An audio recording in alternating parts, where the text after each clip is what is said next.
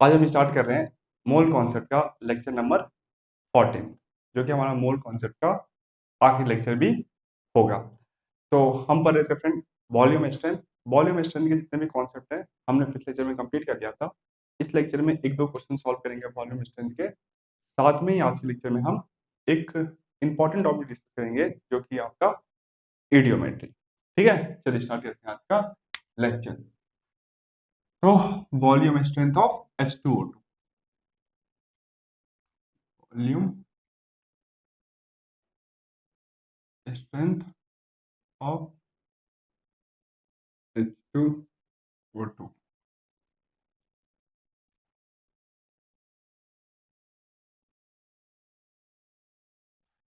तो हमने पिछले लेक्चर में पढ़ा था, यदि हमें कोई H2O2 का सैंपल मिलता है जिसपे लिखा होता है VH2O2, VH2O2, इसका क्या मतलब होता है? इसका यही मतलब होता है कि 1 लीटर H2O2 से हमें कितना ऑक्सीजन मिलेगा? V लीटर ऑक्सीजन मिलेगा, है कि नहीं? इसका ये मतलब होता है यदि हम 1 लीटर H2O2 ले ले तो उससे हमें V लीटर O2 मिलेगा। साथ में पिछले लेक्चर में हमने फ्रेंड मोलारिटी और वॉल्यूम स्ट्रेंथ को रिलेट करके एक फॉर्मूला बनाया था। अब मैंने आपको भी बताया था कि जब भी वॉल्यूम स्ट्रेंथ ऑफ H2O2 के क्वेश्चन लिखे तो आपको उसी फॉर्मूले से सॉल्व करना है। सबसे पहले आपको क्या करना है, वॉल्यूम स्ट्रेंथ के हेल्प से मोलारिटी निकाल देना है। तो फॉर्मूला था हमारा V M equal to V upon में 11.35 या वी अपॉन में 11.80। अब इन दोनों में क्या डिफरेंस है ये भी मैंने आपको पिछले में बताया था।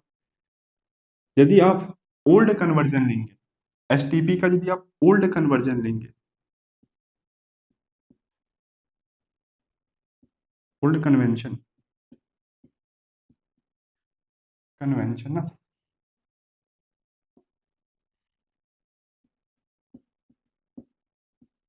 यदि आप एसटीपी का ओल्ड कन्वेंशन लेंगे तो मोलारिटी ऑफ H2O2 का जो फॉर्मूला बन के आएगा वो V अपॉन में 11.80। यदि आप एसटीपी का न्यू कन्वेंशन लेंगे तो फिर ये बन के आएगा। एग्जाम में आपको यही यूज करना है। यदि आप अपने कोचिंग मॉड्यूल किसी बुक का क्वेश्चन सॉल्व कर रहे हैं, हो सकता है आपको ये फॉर्मूला यूज करना। ठीक है, चलिए ये सब हमने पिछले लेक्चर में पढ़ा था।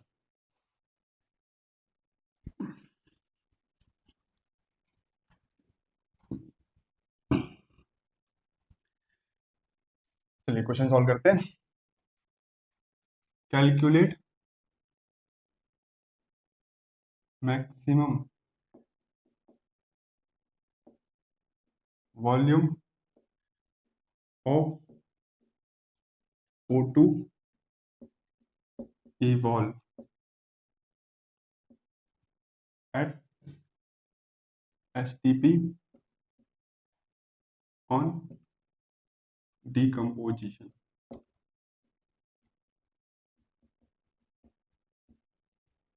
of 200 ml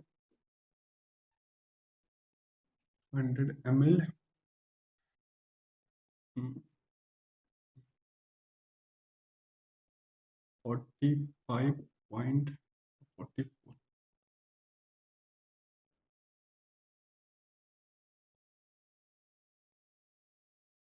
22.70 H2O2। ठीक है, तो आपको बताना है कितना O2 मिलेगा STP पे यदि ये H2O2 डिकम्पोज हो जाए। H2O2 के डिकम्पोजिशन से, H2O2 को एक्वस सोल्यूशन के डिकम्पोजिशन से हमें क्या क्या मिलता है फ्रेंड? H2O लिक्विड मिलता है और हाफ O2 गैस मिलता है, ये भी हमें पता है। तो ये देके रखा है आपको वॉल्यूम स्ट्रेंथ ऑफ H2O2 और H2O2 का आपको वॉल्यूम भी देके रखा है। आपको पूछा है कि बताइए ऑक्सीजन गैस हमें कितना मिलेगा। ठीक है, चलिए जब भी हमें वॉल्यूम स्ट्रेंथ ऑफ H2O2 के क्वेश्चन मिले सबसे पहले हम क्या करेंगे? मोलारिटी निकालेंगे। H2O2 का मोलारिटी निकालेंगे वॉल्यूम स्ट्रेंथ की हेल्प से। मोलारिटी इक्वल टू 22.70 अपॉन में 11.35, है कि नहीं? जब हम इसको इससे कैंसिल करेंगे तो मोलैलिटी कितना आ जाएगा 2।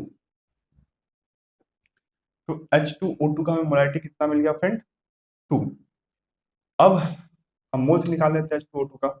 एक बार यदि हमें H2O2 का मोल्स मिल गया तो इस रिएक्शन की हेल्प से हम क्या कर सकते हैं O2 का मोल्स बता सकते हैं।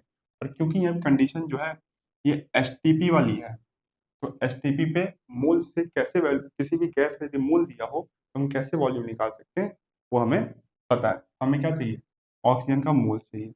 सबसे पहले तो H2O2 का मोल्स निकालते हैं। मोलारिटी क्या होता है मोलारिटी होता है आपका मोल्स ऑफ सल्यूट अपॉन में वॉल्यूम ऑफ सॉल्यूशन। तो मोलारिटी कितना है 2 मोल्स ऑफ सॉल्यूट हमें निकालना है। वॉल्यूम ऑफ सॉल्यूशन कितना है 200। देखो ml में है, तो इसको किस में कन्वर्ट करेंगे लीटर में। तो मोल्स ऑफ सॉल्यूट जो हमारा बन के आएगा वो 400 डिवाइड बाय 1000 तो 0.4। इसके कितने मोल्स आ गए 0.4। इसके एक मोल से इसका हाफ मोल मिलता है कि नहीं। इसके एक मोल से इसका हाफ मोल मिलता है। इसके 0.4 मोल से इसका कितना मिलेगा। देखो इसका जितना भी मोल्स है उसका आधा मोल्स हमें O2 मिलता है। 0.4 का आधा मोल्स क्या होगा 0.2। तो मोल्स ऑफ O2 कितना आ जाएगा फिर 0.2। तो एसटीपी पे हमें ऑक्सीजन का मोल्स मिल चुका है।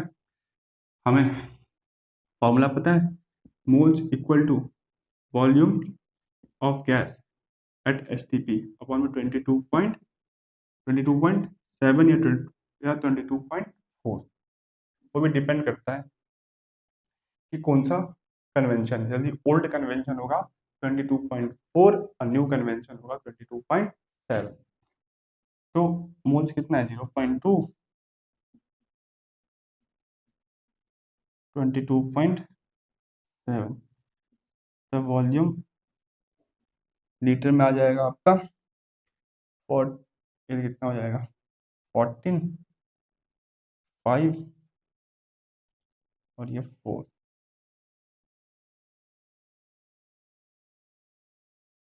4.54 लीटर।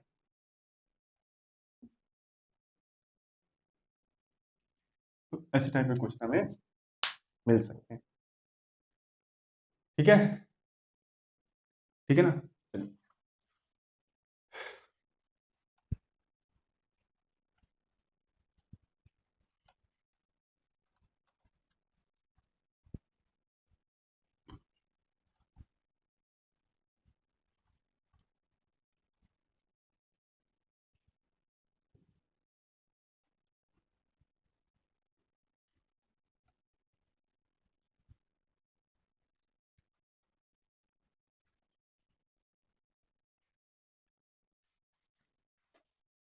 चलिए देखिए ऑन decomposition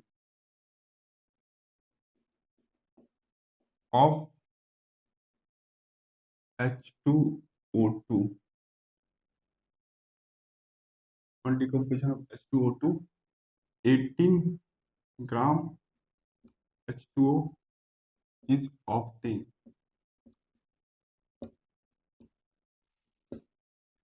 Calculate molarity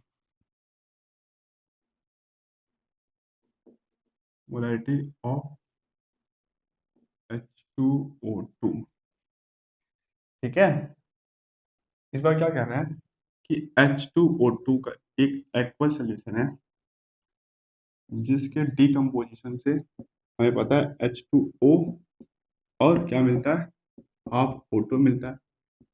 तो इस बार इसका वॉल्यूम स्ट्रेंथ नहीं दिया है, बोल दिया है कि H2O2 के डिकम्पोजिशन से हमें कितना मिल रहा है 18 ग्राम H2O मिल रहा है एट एसटीपी। यहाँ पे एसटीपी वाली कंडीशन है। ठीक है मोलारिटी ऑफ H2O2 ये एसटीपी वाली कंडीशन है एट एसटीपी।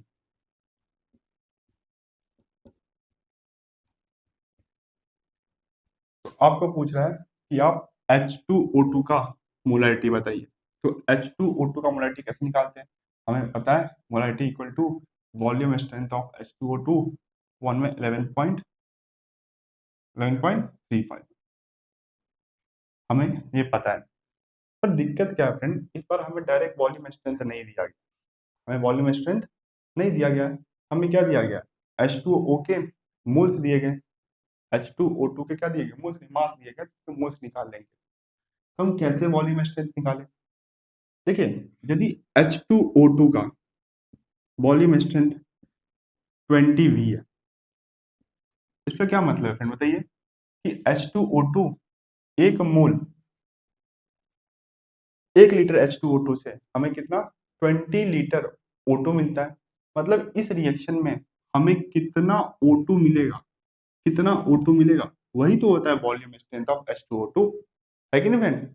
इस रिएक्शन में हमें ऑक्सीजन का कितना वॉल्यूम मिलेगा, वही होता है H2O2 का वॉल्यूम स्ट्रेंथ। यदि हमें इसका मोल्स दिया, इसका मास दिया हुआ है, तो इसके मास के हेल्प से हम क्या करते हैं, ऑक्सीजन का वॉल्यूम निकाल लेते हैं, और जो भी ऑक्सीजन का वॉल्यूम निकला वही तो आपका H2O2 का क्या होता है, वॉल्यूम स्ट्रेंथ होता है।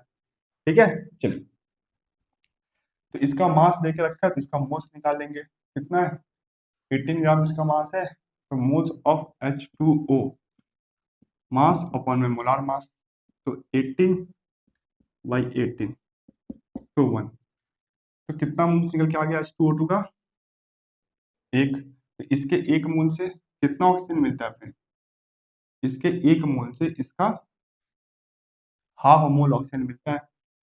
तो हमारे पास मोल्स ऑफ ऑक्सीजन आ गया हाफ, और क्योंकि ये कंडीशन एसटीपी वाली है, यदि हमें मोल्स मिल चुका है, ऑक्सीजन एक गैस है, यदि हमें गैस का मोल्स मिल जाए एसटीपी पे, तो हम उसका वॉल्यूम भी बता सकते हैं। हमारे पास फॉर्मूला है, moles equal to volume in litre upon में 22.7।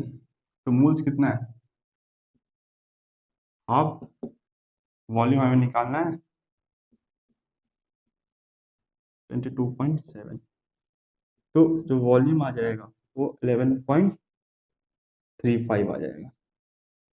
जो ऑक्सीजन का वॉल्यूम आ जाएगा कितना आ जाएगा, 11.35। अब जो आपका ऑक्सीजन का वॉल्यूम आया आया है वही क्या हो जाएगा, वॉल्यूम स्ट्रेंथ ऑफ H2O2। हम इस सैंपल को ऐसे लिख सकते हैं 11.35 VH2O2, ठीक है, 11.35 VH2O2। तो इसका वॉल्यूम स्ट्रेंथ कितना है, 11.35, यहाँ पे हम रख देंगे 11.35 अपॉन में 11.35, तो हमारा मोलैरिटी निकल के आ जाएगा H2O2 का, जो कि होगा 1 मोलर। ठीक है, इस तरीके से आपको उल्टा भी करना आना चाहिए। जैसे देखो, इसका वॉल्यूम स्ट्रेंथ दिया है, इन दोनों का आपका मोल्स निकालना आना चाहिए। यदि इन दोनों के किसी के भी मोल्स दिए हैं, तो इससे आपको H2O2 का वॉल्यूम स्ट्रेंथ भी निकालने आना चाहिए। ठीक है, क्या करेंगे, ऑक्सीजन का वॉल्यूम निकाल लेंगे, ऑक्सीजन का जो भी वॉल्यूम होगा वही तो आपका H2O2 का क्या होगा, वॉल्यूम स्ट्रेंथ होगा। ठीक है, चलिए, तो ऐसे टाइप के क्वेश्चन देखने को मिलते हैं आपको वॉल्यूम स्ट्रेंथ के ऊपर। यदि वॉल्यूम स्ट्रेंथ के क्वेश्चन आपको हार्ड लग रहे हैं, तो मैंने जो मेथड बताया आप उसी मेथड से चलिएगा।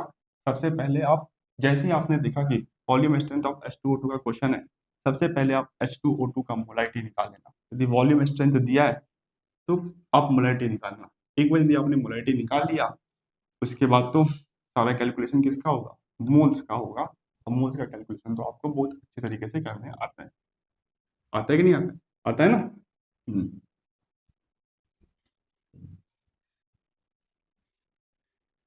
चलिए, अब हम करेंगे अपना मूल कॉन्सेप्ट का आखिरी टॉपिक, जो कि है ईडियोमेट्री। ईडियोमेट्री,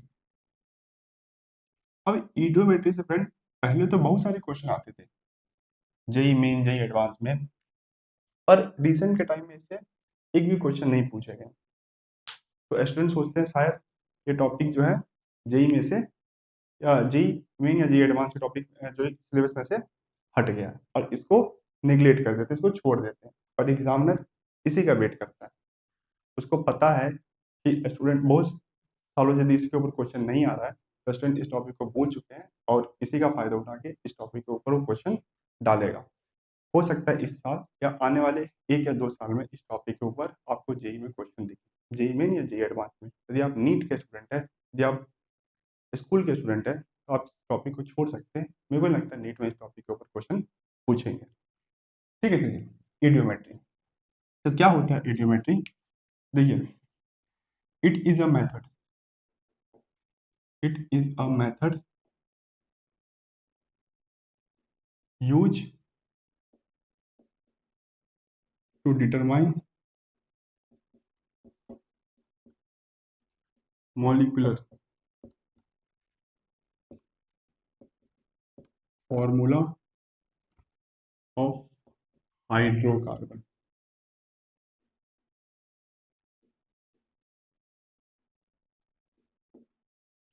and organic compound by analyzing gaseous mixture।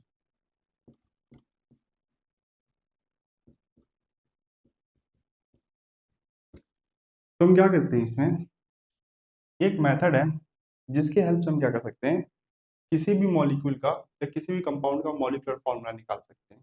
इसमें होता क्या है फ्रेंड, इसमें एक ट्यूब होता है,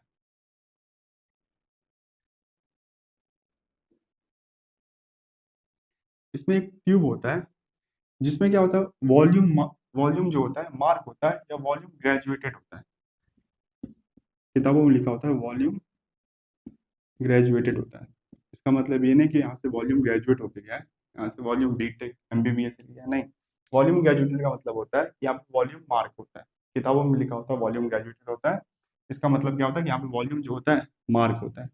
अब इसमें यदि आप कोई भी ऑर्गेनिक कंपाउंड का सैंपल लोगे, कोई भी ऑर्गेनिक कंपाउंड का सैंपल लोगे, तो उससे कितना कोई भी गैस निकल रहा है, तो समझ लीजिए आपने लिया CXHYOZ, एक हाइड्रोकार्बन है, सॉरी ऑर्गेनिक कंपाउंड है, हाइड्रोकार्बन नहीं है।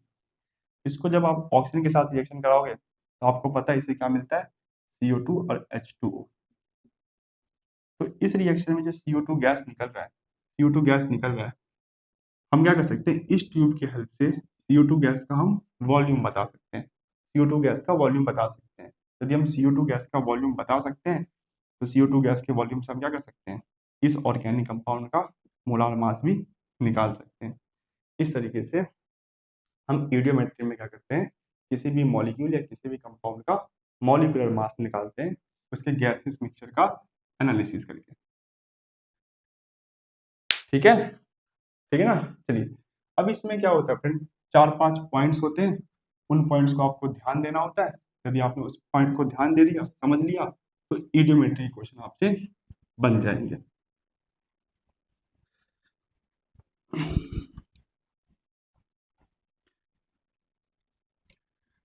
देखिए, ये जो ईडियोमेट्री टॉपिक है, वो गेल लुसेक लॉ जो था उसके प्रिंसिपल पे बेस है। गेल लुसेक लॉ क्या कहता है कि at constant temperature and pressure, याद है, at constant temperature and pressure volume of gas directly proportional to number of mole. याद है ना, आपको मैंने पढ़ाया था, at constant temperature and pressure volume of gas directly proportional to number of mole. मतलब यदि आपके रिएक्शन में सिर्फ और सिर्फ गैस है, जैसे देखिए N2H2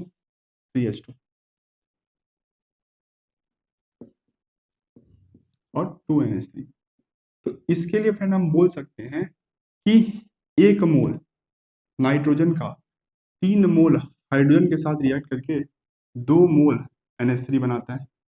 बोल सकते हैं, बोल सकते हैं, बोल सकते हैं। और क्योंकि ये तीनों के तीनों गैस है, हम ऐसा भी बोल सकते हैं कि 1 वॉल्यूम नाइट्रोजन का 3 वॉल्यूम हाइड्रोजन के साथ रिएक्ट करके 2 वॉल्यूम अमोनिया का बनाता है। 1 वॉल्यूम नाइट्रोजन का 3 वॉल्यूम हाइड्रोजन के साथ रिएक्ट करके 2 वॉल्यूम अमोनिया का बनाता है। ठीक है ना। जैसे देखिए, यदि 50 ml नाइट्रोजन का है तो 150 ml किसका होगा, हाइड्रोजन का होगा और 100 ml जो होगा वो किसका होगा, अमोनिया का होगा। तो ऐसा भी हम बोल सकते हैं। तो इसी प्रिंसिपल के ऊपर आपका बेस है इडियोमेट्री। तो that is volume can be treated,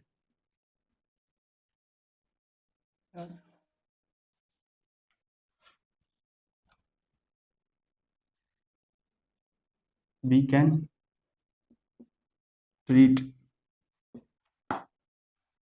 volume similar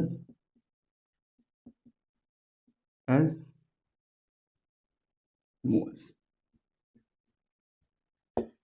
तो हमें पता है कि कांस्टेंट टेम्परेचर और प्रेशर पे जो वॉल्यूम ऑफ गैस होता है डायरेक्टली प्रोपोर्शनल होता है नंबर ऑफ मोल्स के। तो हम क्या कर सकते हैं, वॉल्यूम को हम क्या कर सकते हैं, मोल्स की तरह ट्रीट कर सकते हैं। वॉल्यूम को हम क्या कर सकते हैं, मोल्स की तरह ट्रीट कर सकते हैं। ठीक है, इतना समझ में आया?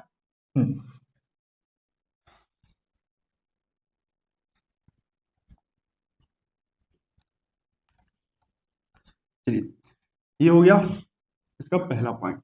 दूसरा पॉइंट आपको याद रखना है friend, if condition is not specified,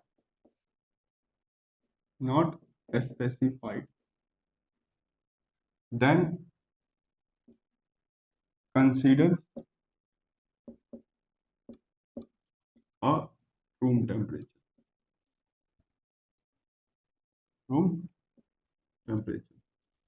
यदि किसी भी रिएक्शन का आपको टेम्परेचर नहीं दिया गया है तो आपको क्या मानना है, ये रिएक्शन कहाँ पे हो रहा है, रूम टेम्परेचर हो रहा है। जैसे देखिए CXHYOZ, ये एक ऑर्गेनिक कंपाउंड है। तो इसका जब ऑक्सीजन के साथ रिएक्शन होगा तो इसमें तो CO2 गैस मिलेगा, H2O क्या मिल सकता है। देखिए H2O आपको लिक्विड भी मिल सकता है और गैस भी मिल सकता है, तो वो टेम्परेचर के ऊपर डिपेंड करता है। यदि इस रिएक्शन का टेम्परेचर 100 से ज्यादा है, यदि टेम्परेचर 100 से ज्यादा होता है तो वाटर अपने कौन से फॉर्म में एग्जिस्ट करता है, लिक्विड फॉर्म, गैसेस फॉर्म में एग्जिस्ट करता है। और यदि 100 से कम है तो लिक्विड और 0 से कम है तो सॉलिड। यदि आपको इस रिएक्शन का टेम्परेचर नहीं दिया हुआ है, क्वेश्चन में लिख के टेम्परेचर नहीं दिया हुआ है, तो आपको क्या मानना है कि रिएक्शन कहाँ पे हो रहा है, रूम टेम्परेचर पर। रूम टेम्परेचर जो होता है वो 28 डिग्री सेल्सियस के आसपास होता है। तो 28 डिग्री सेल्सियस पे वाटर अपने कौन से फॉर्म में एग्जिस्ट करता है, लिक्विड फॉर्म में एग्जिस्ट करता है। यदि किसी भी रिएक्शन का आपको टेम्परेचर नहीं दिया है, आपको रूम टेम्परेचर मानना है। ठीक है,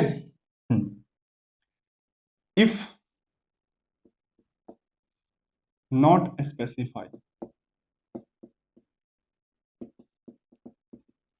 if not specified, then nitrogen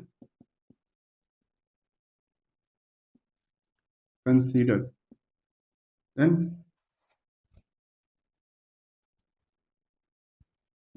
consider nitrogen as inert gas।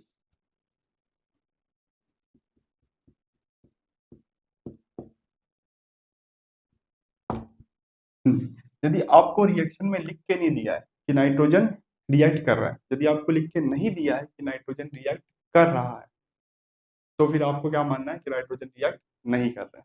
ठीक है, यदि आपको लिख के दिया नाइट्रोजन रिएक्ट कर रहा है तो आपको नाइट्रोजन को कंसीडर करना है रिएक्शन में, यदि नहीं लिख के दिया तो नहीं करना है। ठीक है, तो ये आप याद रखना। और ऑक्सीजन के बारे में भी याद रखेंगे कि कंसीडर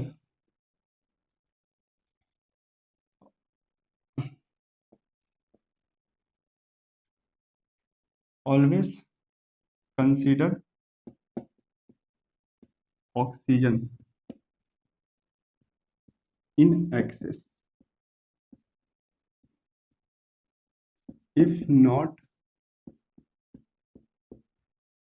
specified। आपको क्या करना है, हमेशा ऑक्सीजन को एक्सेस में लेके चलना है।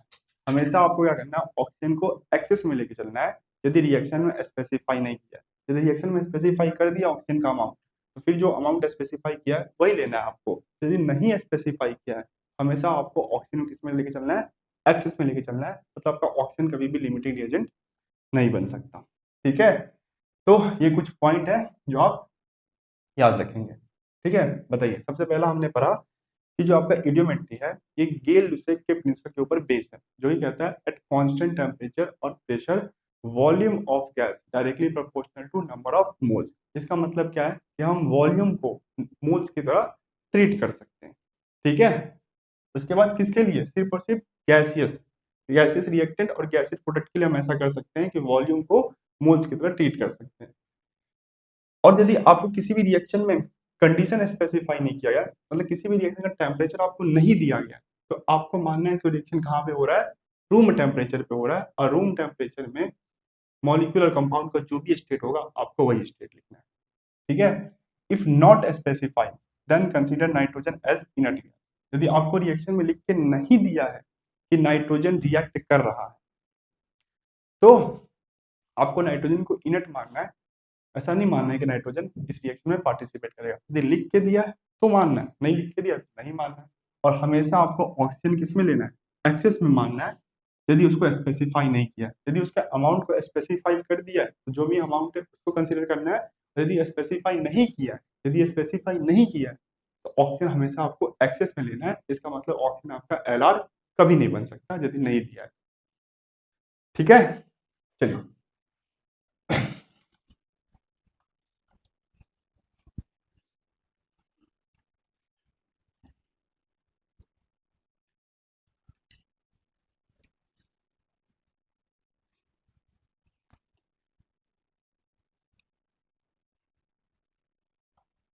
चलिए, अब हम पढ़ते हैं कि ईडियोमेट्री में हम कैसे वॉल्यूम को एनालाइज करते हैं। एनालाइजिंग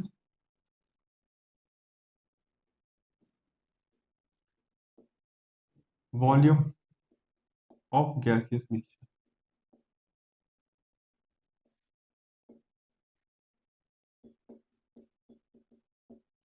कैसे हम गैसियस मिक्सचर के वॉल्यूम को एनालाइज करते हैं।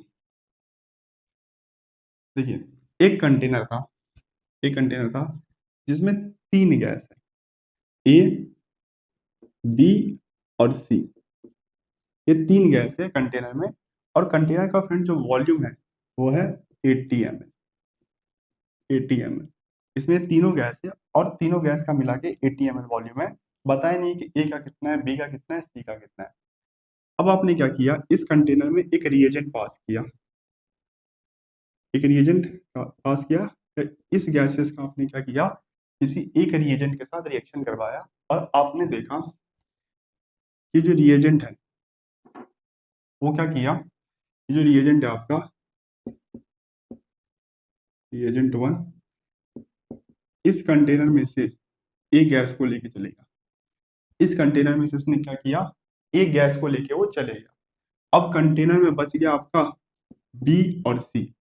ठीक है, पहले ए बी सी थे जिसका तीनों का वॉल्यूम 80 ml था।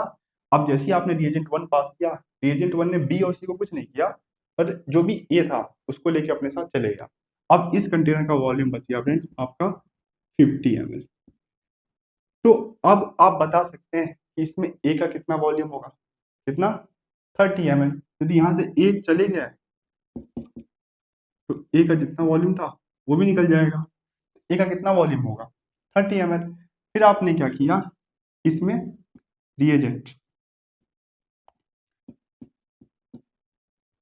2 पास किया। अब रिएजेंट 2 ने क्या किया, इसमें से बी को लेके चलेगा। आपका रिएजेंट 2 जो है इसमें से बी को लेके चलेगा, और इस कंटेनर का वॉल्यूम बच गया आपका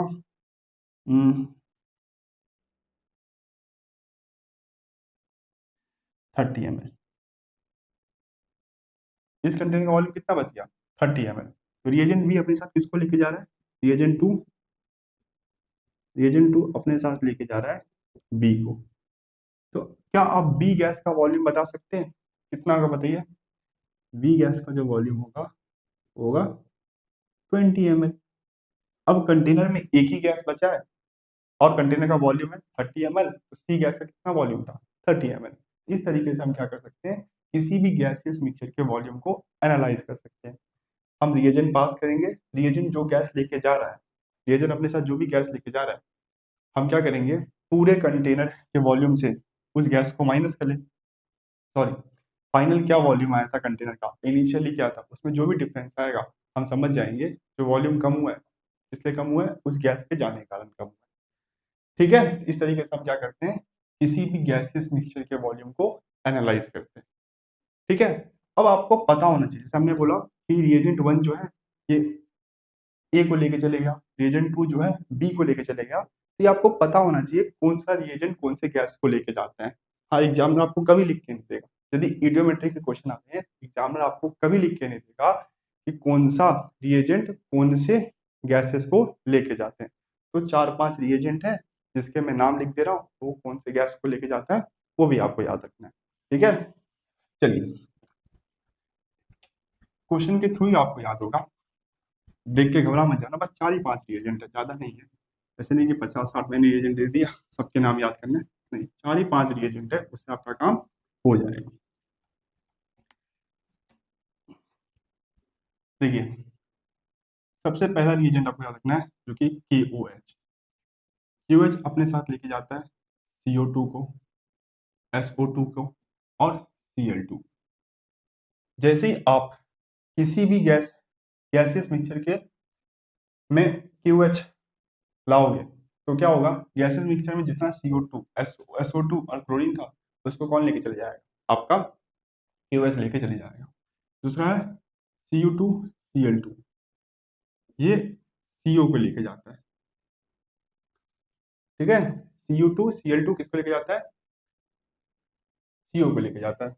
उसके बाद आपको याद रखना है टरपेंटॉइल, टरपेंटाइन ऑयल, टरपेंटाइल ऑयल जो फ्रेंड ये आपके ओजोन को लेके जाता है, O3 को।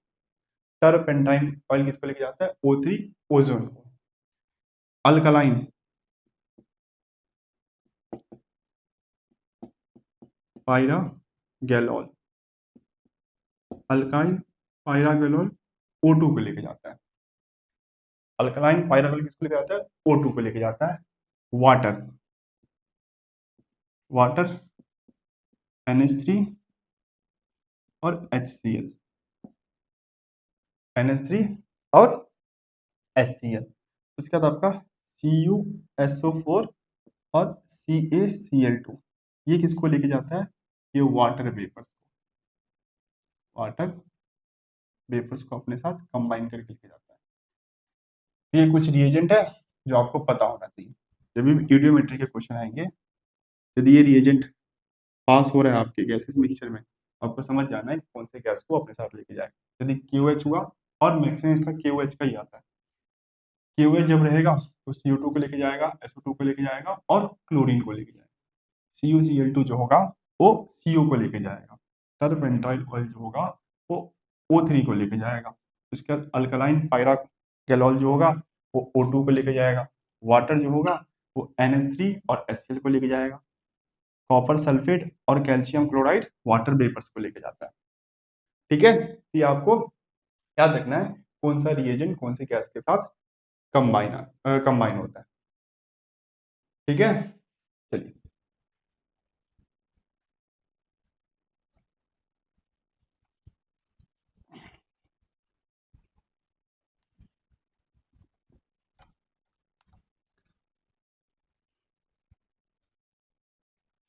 तो ईडियोमेट्री में क्या होता है, ईडियोमेट्री में फ्रेंड जो गैसेस रिएक्टेंट है उसका वॉल्यूम चेंज होता है, वॉल्यूम एक्सपांड भी हो सकता है और वॉल्यूम कंप्रेस भी हो सकता है। तो सबसे पहले हमें गैसेस रिएक्टेंट का जो वॉल्यूम चेंज हो रहा है उससे डील करना आना चाहिए। सबसे पहले हम यही सीखेंगे कि किसी हम कैसे पता कर सकते हैं किसी भी रिएक्शन में कि आपका वॉल्यूम चेंज हो रहा है कि नहीं चेंज हो रहा है, यदि चेंज हो रहा है तो एक्सपांड हो रहा है कि कंप्रेस हो रहा है। उसके बाद फिर हम क्या करेंगे, ईडियोमेट्री के क्वेश्चन सॉल्व करेंगे। तो अब आप हेडिंग लगाएंगे चेंज इन वॉल्यूम,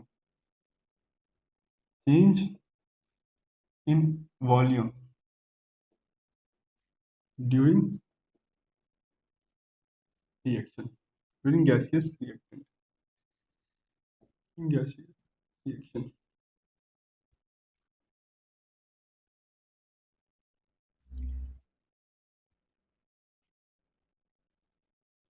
देखिए, किसी भी रिएक्शन में वॉल्यूम चेंज हो रहा है हम कैसे पता करेंगे फ्रेंड? हम देखेंगे कि इनिशियली कितना वॉल्यूम था और फाइनली कितना वॉल्यूम है। यदि इनिशियली मतलब रिएक्शन से पहले जो भी वॉल्यूम था, रिएक्शन होने के बाद भी वही वॉल्यूम है, इसका मतलब है क्या है कि वॉल्यूम चेंज ही नहीं हुआ है, ना वॉल्यूम एक्सपांड हुआ है, ना वॉल्यूम आपका कंप्रेस हुआ है। तो किसी भी रिएक्शन में वॉल्यूम चेंज हुआ है कि नहीं हुआ है, हम इनिशियल और फाइनल वॉल्यूम को मेजर करके बता सकते हैं। तो change in volume, change in volume equal to final volume upon में सॉरी माइनस इनिशियल वॉल्यूम। तो फाइनल वॉल्यूम को हम क्या करेंगे, इनिशियल वॉल्यूम से सब्ट्रैक्ट करेंगे और उससे हमें पता चल जाएगा कि किसी भी रिएक्शन में कितना वॉल्यूम चेंज हुआ है। अब हमें कैसे पता चलेगा फ्रेंड कि हमारा जो रिएक्शन है उसमें वॉल्यूम कॉम्प्रेस हुआ है या वॉल्यूम एक्सपांड हुआ है? तो अभी अभी हमने पढ़ा कि जो वॉल्यूम होता है डायरेक्टली प्रोपोर्शनल होता है नंबर ऑफ मोल्स के, है कि नहीं? वॉल्यूम जो होता है फ्रेंड ये आपका डायरेक्टली प्रोपोर्शनल होता है नंबर ऑफ मोल्स के। कब? गैसियस रिएक्टेंट के लिए वैलिड है और टेम्परेचर और प्रेशर क्या होना चाहिए, सेम होना चाहिए। मतलब हम क्या कर सकते हैं, वॉल्यूम को मोल्स की तरह ट्रीट कर सकते हैं, वॉल्यूम को हम क्या कर सकते हैं, मोल्स की तरह ट्रीट कर सकते हैं, या मोल्स को भी वॉल्यूम की तरह ट्रीट कर सकते हैं। तो देखिए, यदि प्रोडक्ट का मोल रिएक्टेंट के मोल से ज्यादा है और आपका गैसियस रिएक्टेंट है, रिएक्शन है मतलब जितने भी प्रोडक्ट बने हैं रिएक्टेंट वो गैस है, तो प्रोडक्ट का यदि मोल गैसियस के मोल से, गैसियस रिएक्टेंट के मोल से ज्यादा है, तो हम बोल सकते हैं कि जो प्रोडक्ट का वॉल्यूम है वो रिएक्टेंट के वॉल्यूम से ज्यादा है। बोल सकते हैं ना, यदि प्रोडक्ट का मोल ज्यादा है तो प्रोडक्ट का वॉल्यूम भी क्या होगा, ज्यादा होगा रिएक्टेंट से। तो इस केस में क्या होगा फ्रेंड बताइए, यदि रिएक्शन के बाद वॉल्यूम ज्यादा हो जाए, प्रोडक्ट का मतलब क्या है रिएक्शन के बाद, रिएक्शन का मतलब क्या है रिएक्शन से पहले, यदि रिएक्शन के बाद वॉल्यूम ज्यादा हो जाए और रिएक्शन के पहले वॉल्यूम कम हो जाए, तो क्या होगा, वॉल्यूम एक्सपांड होगा, वॉल्यूम एक्सपांड होगा, है कि नहीं? वॉल्यूम एक्सपांड होगा। तो हम मोल से पता कर सकते हैं फ्रेंड, हमें वॉल्यूम से डील ही नहीं करना है, हम मोल से डील करेंगे। जब भी गैसियस रिएक्टेंट आएगा हम क्या करेंगे, मोल्स को देखेंगे। यदि प्रोडक्ट में गैसियस रिएक्टेंट का मोल ज्यादा है हम क्या बोलेंगे, वॉल्यूम एक्सपांड हुआ है। और यदि रिएक्टेंट में गैसियस प्रोडक्ट का मोल ज्यादा है तो हम क्या, गैसियस रिएक्टेंट का मोल ज्यादा है तो हम क्या बोलेंगे, वॉल्यूम कंप्रेस हुआ है। जैसे देखिए PCl5 गैसेस, ये टूटेगा PCl3 गैसेस और Cl2 गैस। तो इसमें तीनों को तीनों गैस है, तो हम बोल सकते हैं कि इसके एक वॉल्यूम से इसका एक वॉल्यूम मिलता है और इसका एक वॉल्यूम मिलता है। तो प्रोडक्ट में देखिए फ्रेंड, प्रोडक्ट में कितना वॉल्यूम है 2V, और ये रिएक्टेंट में कितना वॉल्यूम है 1V। तो प्रोडक्ट का जो भी मोल्स है क्या रिएक्टेंट से ज्यादा नहीं है, क्या प्रोडक्ट का मोल्स रिएक्टेंट से ज्यादा नहीं है? है। यदि प्रोडक्ट का मोल्स रिएक्टेंट से ज्यादा है और ये तीनों को तीनों गैस है, तो हम बोल सकते हैं कि प्रोडक्ट का मोल्स, प्रोडक्ट का वॉल्यूम भी जो होगा वो रिएक्टेंट से ज्यादा होगा। इस केस में हम क्या बोलेंगे, वॉल्यूम एक्सपांड हुआ है। यदि प्रोडक्ट का मोल रिएक्टेंट से कम हो जाए, यदि प्रोडक्ट का मोल रिएक्टेंट से कम आ जाए, तो उस केस में हम क्या बोलेंगे फ्रेंड, वॉल्यूम कंप्रेस हुआ है, वॉल्यूम कंप्रेस हुआ है। मतलब रिएक्शन के पहले जो भी वॉल्यूम था रिएक्शन के बाद उससे कम वॉल्यूम है। जैसे देखिए N2 3H2 और 2NH3, ये तीनों के तीनों गैस होता है, आपको पता है। नाइट्रोजन भी गैस होता है, हाइड्रोजन भी गैस होता है और अमोनिया भी आपका गैस होता है। तो देखिए यहाँ पे प्रोडक्ट में कितने मोल, रिएक्टेंट में कितने मोल्स हैं 4, और प्रोडक्ट में कितने मोल्स हैं 2। तो किसका मोल ज्यादा है, रिएक्टेंट का मोल्स ज्यादा है। मतलब रिएक्शन के पहले मोल ज्यादा है और रिएक्शन के बाद मोल्स कम है। मतलब हम बोल सकते हैं कि रिएक्शन के पहले वॉल्यूम ज्यादा है और रिएक्शन के बाद वॉल्यूम क्या है, कम है। तो इस केस में आपका क्या होगा, जो वॉल्यूम होगा वो कंप्रेस होगा, वॉल्यूम कंप्रेस। समझ में आ रहा है?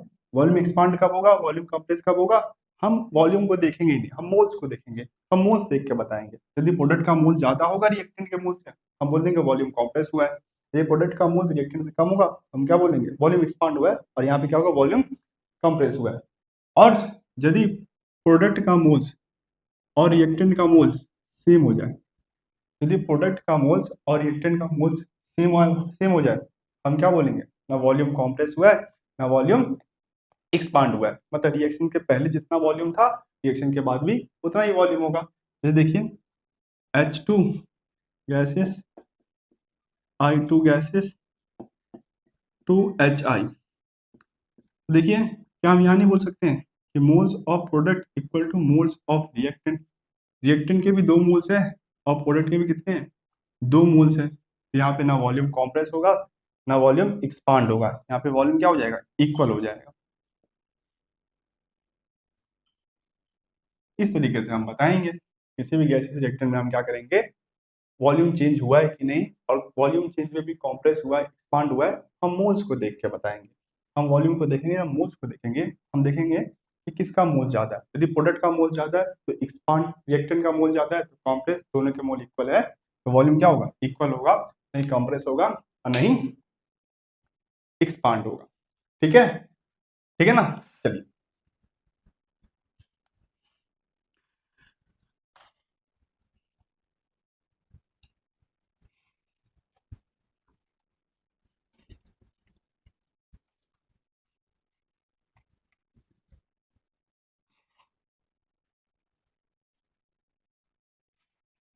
जैसे देखिए N2 3H2 2NH3, ये आपका 60 ml है और ये भी आपका 60 ml। तो आपको पूछ रहा है कि चेंज इन वॉल्यूम बताइए, आप क्या कीजिए, आप चेंज इन वॉल्यूम बताइए कि इस रिएक्शन में वॉल्यूम चेंज कितना हुआ। रिएक्शन के बाद फाइनल वॉल्यूम कितना था वो, और रिएक्शन के बाद इनिशियल वॉल्यूम कितना था। फाइनल वॉल्यूम को आप इनिशियल वॉल्यूम से सब्ट्रैक्ट करेंगे, आपको क्या निकल के आएगा, चेंज इन वॉल्यूम निकल के आएगा। चेंज इन वॉल्यूम का फॉर्मूला क्या होता है फ्रेंड, फाइनल वॉल्यूम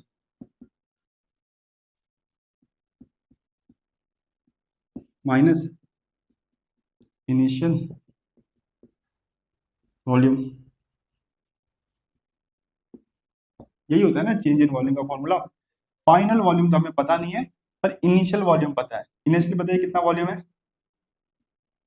साफ साफ दिख रहा है कि 60 ml उसका है, 60 ml इसका है। रिएक्शन में शुरुआत में 60 ml इसका लिया है और 60 ml इसका लिया है, कितना हो गया, इनिशियल वॉल्यूम 120 हो गया। अब हम फाइनल वॉल्यूम निकाल लेते हैं। देखिए ये तीनों को तीनों गैस है कि नहीं, ये तीनों को तीनों क्या है, गैस है। तो गैसियस रिएक्टेंट के लिए हम क्या कर सकते हैं, वॉल्यूम को मोल्स मान के सॉल्व कर सकते हैं, है कि नहीं। हम वॉल्यूम को क्या कर सकते हैं, मोल्स मान के सॉल्व कर सकते हैं। तो ये वॉल्यूम है, इसी को आप मोल्स मान के सॉल्व कर लीजिए। तो पता कीजिए, अब इसको वॉल्यूम मत मानिए, इसको आप मोल मानिए। बताइए इन दोनों में से एल आर कौन है, तो 60/1। एल आर हम कैसे निकालते हैं, जो भी मोल्स रहता है उसको हम स्टोइकियोमेट्रिक कोएफिशिएंट से डिवाइड करते हैं, जो भी लीस्ट वैल्यू होता है वही हमें एल आर देता है। तो 60/1 60, 60/3 20, तो लीस्ट वैल्यू कौन है आपका, ये क्या होगा आपका एल आर। तो इससे पता कीजिए कितना आपको NH3 मिलेगा और कितना N2 मिलेगा। यदि फ्रेंड ये एल आर है तो ये तो पूरी तरीके से रिएक्शन में कंज्यूम हो जाएगा, ये तो पूरी तरीके से रिएक्शन में कंज्यूम हो जाएगा। इससे कितना NH3 बनेगा, तो देखो इसके 3 मोल से इसका 2 मोल बनता है, इसके 3 मोल से इसका 2 मोल बनता है। इसके 60 ml से इसका कितना बनेगा, इसके 3 मोल से इसके 2 मोल बनता है, इसका 60 से कितना बनेगा। अब इसको फ्रेंड आप मोल्स मान के सॉल्व कर सकते हैं। मैंने अभी अभी आपको बताया कि अब वॉल्यूम को मोल्स मान सकते हैं। जैसे आप लोग सोचेंगे सर यहाँ पे आप मोल्स का मोल से कंपेयर कर रहे हैं और नीचे फिर वॉल्यूम का मोल से, मैंने इसको मोल्स मान लिया क्योंकि ऐसे रिएक्टेंट है, ऐसा कर सकता हूँ। तो 60 ml से कितना मिलेगा, 60 इंटू 2/3, ये कितना हो जाएगा 20 और 40। तो इसके 60 ml से इसका 40 ml मिलेगा, इसके 60 ml से इसका कितना ml रिएक्ट करेगा, तो इसके 3 ml से इसका 1 ml रिएक्ट करता है। हाँ ऐसे भी बोल सकते हैं आप, इसके 3 मोल से इसका 1 मोल रिएक्ट करता है, या इसके 3 ml से इसका 1 ml रिएक्ट करता है। मतलब इसका जितना भी ml होता है उसका 1/3 इसका रिएक्ट करता है। 60 का 1/3 कितना होता है फ्रेंड, 60 को 3 से डिवाइड करो, 60 डिवाइड बाई 3 तो 20, मतलब 60 ml में से 20 ml रिएक्ट करेगा, 20 ml बचेगा नहीं।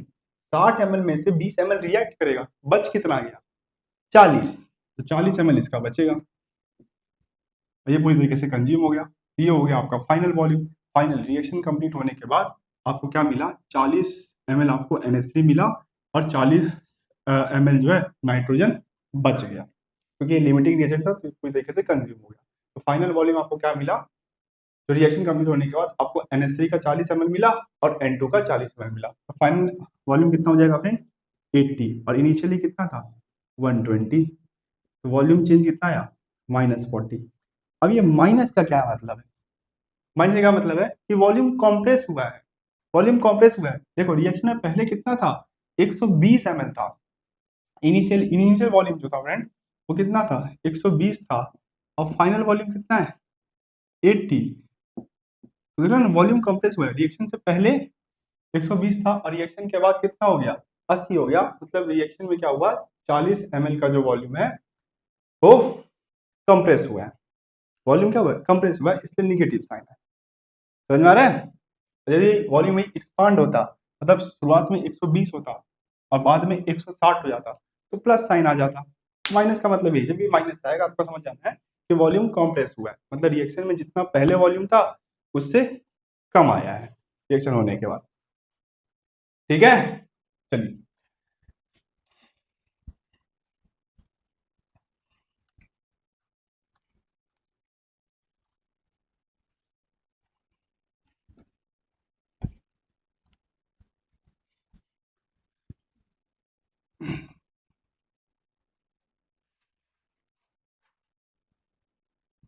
चलिए एक और क्वेश्चन करते हैं। 10 ml of CO react with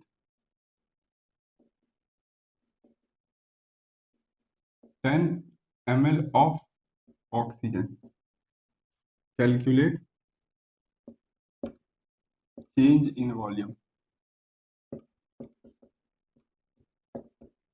calculate change in volume, दो पार्ट है, calculate change in volume if yield of reaction is 100%। इसके बाद है yield of reaction is 75%।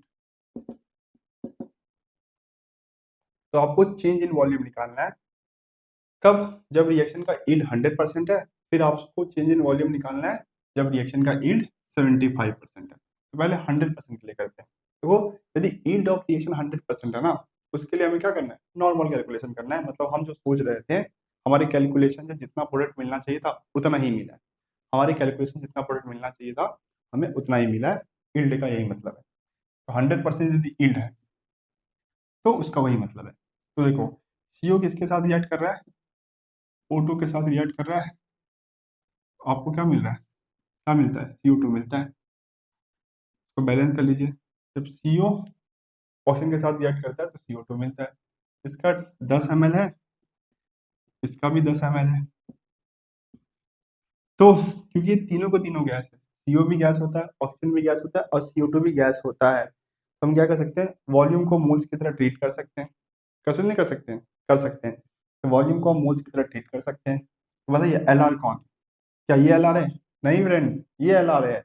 आप सोच रहे हैं इसका वैल्यू 5 आएगा, 5 नहीं आएगा, 10/1/2, ये 2 ऊपर चले जाएगा, ये हो जाएगा 20 और ये 10/1 तो 10, तो ये LR है। यहाँ पे स्टूडेंट गलत करते हैं, क्या करते हैं 10 को 2 से डिवाइड कर देते हैं, 10 और इसका स्टाइकियोमेट्रिक कोएफिशिएंट कितना है हाफ, तो 10/1/2, तो 2 ऊपर चले जाएगा तो 20, ये 20 है और ये 10 है, तो लीस्ट वैल्यू कौन सा है ये, तो ये आपका LR है, ये आपका LR नहीं है। इतना समझ में आया, ये LR है तो ये आपका रिएक्शन में कंप्लीटली कंज्यूम हो जाएगा, ये आपका रिएक्शन में क्या कंप्लीटली कंज्यूम हो जाएगा। इसके लिए पता कीजिए, तो इसके 1 ml से इसका आधा ml रिएक्ट करता है, मतलब इसका जितना भी ml है उसका आधा ml इसका खर्च होता है। यदि इसका 10 का 10 ml खर्च हो गया तो 10 का आधा कितना होता है 5, तो मतलब 10 में से इसके 5 ml रिएक्ट किया है, बना नहीं है, बना तो ये है ना, 10 में से इसका 5 ml रिएक्ट किया, 10 में से 5 चलेगा तो बचा कितना, 5, तो इसका 5 ml बच जाएगा। और इसके 1 ml से इसका 1 ml बनता है, इसके 1 ml से इसका 1 ml बनता है, इसके 10 ml से इसका कितना बनेगा, 10 बनेगा। तो चेंज इन वॉल्यूम निकाल लीजिए, चेंज इन वॉल्यूम जो कि होता है final volume minus initial volume. तो फाइनल कितना है 10 + 5 तो 15, और इनिशियल कितना है 10 + 10 20, तो -5। फिर से माइनस आया, इसका मतलब क्या है कि वॉल्यूम कॉम्प्रेस हुआ है, मतलब जितना भी पहले वॉल्यूम था उससे कम वॉल्यूम है। तो पहले 20 था, बाद में कितना है 15 है, मतलब 5 जो है आपका वॉल्यूम क्या हुआ, 5 ml वॉल्यूम जो है इस रिएक्शन में कंप्रेस हुआ है। ठीक है, चलिए ये था जब रिएक्शन का यील्ड 100% था। कब, जब रिएक्शन का यील्ड 100% था। जब रिएक्शन का यील्ड 75% हो तो कुछ नहीं करना है, पहले आपको कैलकुलेट करना है प्रोडक्ट का वॉल्यूम और उसको 75 से मल्टीप्लाई कर देना है। हम ऐसे ही करते हैं ना, देखिए CO आप O2 के साथ रिएक्ट करके CO2 बनाएगा, इसका 10 ml है, इसका 10 ml है, हम पता कर चुके हैं ये आपका LR है, ये कंप्लीटली कंज्यूम होने वाला है। और इसमें LR, इसमें जो यील्ड होता है उसका कोई भी असर नहीं दिखता है, इसमें आप यील्ड मत लगा देना, ठीक है। इसका वॉल्यूम निकाल के इसको 75 से मल्टीप्लाई मत करना फ्रेंड। यील्ड का असर किस पे दिखता है, प्रोडक्ट पे दिखता है, रिएक्टेंट पे नहीं। यील्ड का असर किस पे दिखता है, प्रोडक्ट के ऊपर, रिएक्टेंट के ऊपर नहीं। मतलब इसके लिए आप वैसे ही कैलकुलेट करो, इसके 1 ml से इसका आधा ml रिएक्ट करता है, तो जितना भी इसका ml होगा उसका आधा, इसका 10 ml से इसका 5 ml रिएक्ट करेगा तो बचेगा कितना, 5 ml बच जाएगा। इसके 1 ml से इसका आधा ml रिएक्ट करता है, इसके 10 ml से इसका 5 ml क्या करेगा, रिएक्ट करेगा, तो बचेगा 5 ml। यहाँ पे देखिए फ्रेंड, इसके 1 ml से इसका 1 ml बनता है, इसके 10 ml से इसका 10 ml बनेगा। कब, जब रिएक्शन का यील्ड 100% हो, जब रिएक्शन का यील्ड 100% हो तब। पर इस केस में रिएक्शन यील्ड कितना है 75, यील्ड से मल्टीप्लाई कर देना, 75% को डायरेक्टली करते हैं 100 से डिवाइड करते हैं, तो कितना हो जाएगा 3/4, तो 10 × 3/4, तो ये कितना हो जाएगा, ये हो जाएगा 2.5 और 7.5। इस केस में कितना होना 7.5, या तो आप फॉर्मूला यूज कीजिए, percentage yield equal to experimental upon में थ्योरेटिकल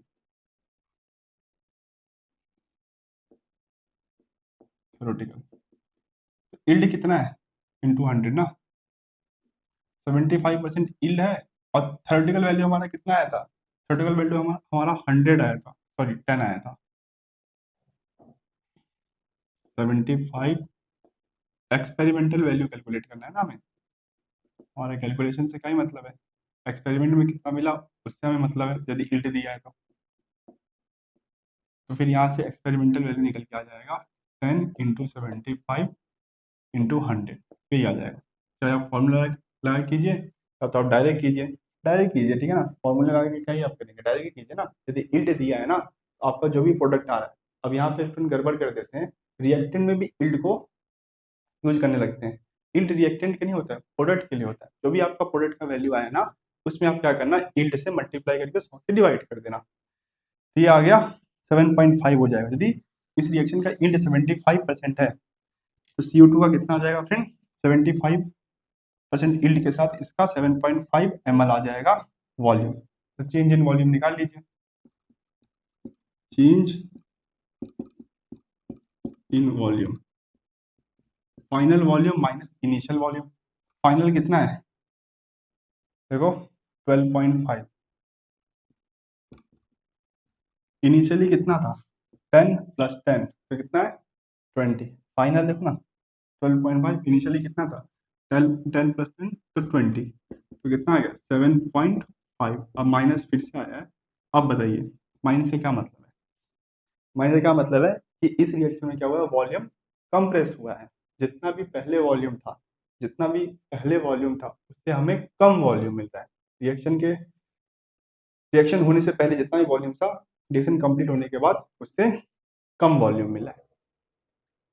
ठीक है ना। तो इस तरीके से आपको क्या करना है, किसी भी रिएक्शन में चेंज वॉल्यूम निकालना है, चेंज इन वॉल्यूम निकालना है।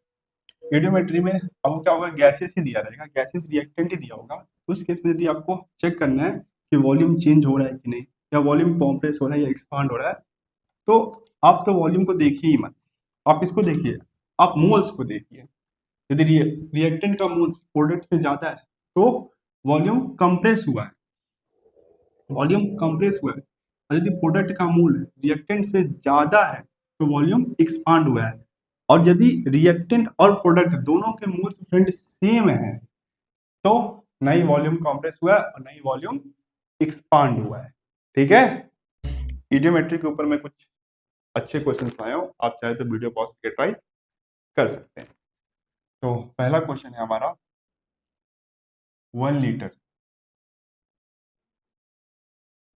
1 litre of a mixture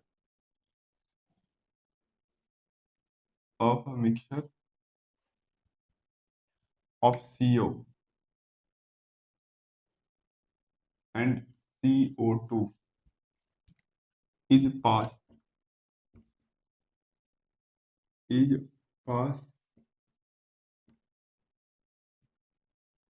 through red hot charcoal red hot charcoal in a tube. The new volume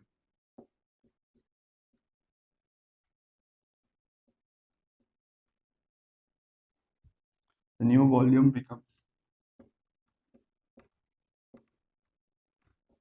1.4 liter. Find out percentage composition. Percentage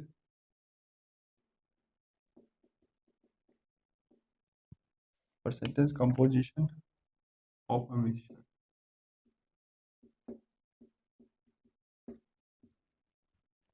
by volume. By volume, all measurement.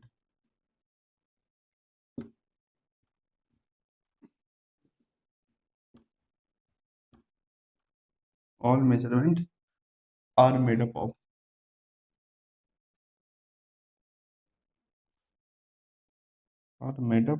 at same temperature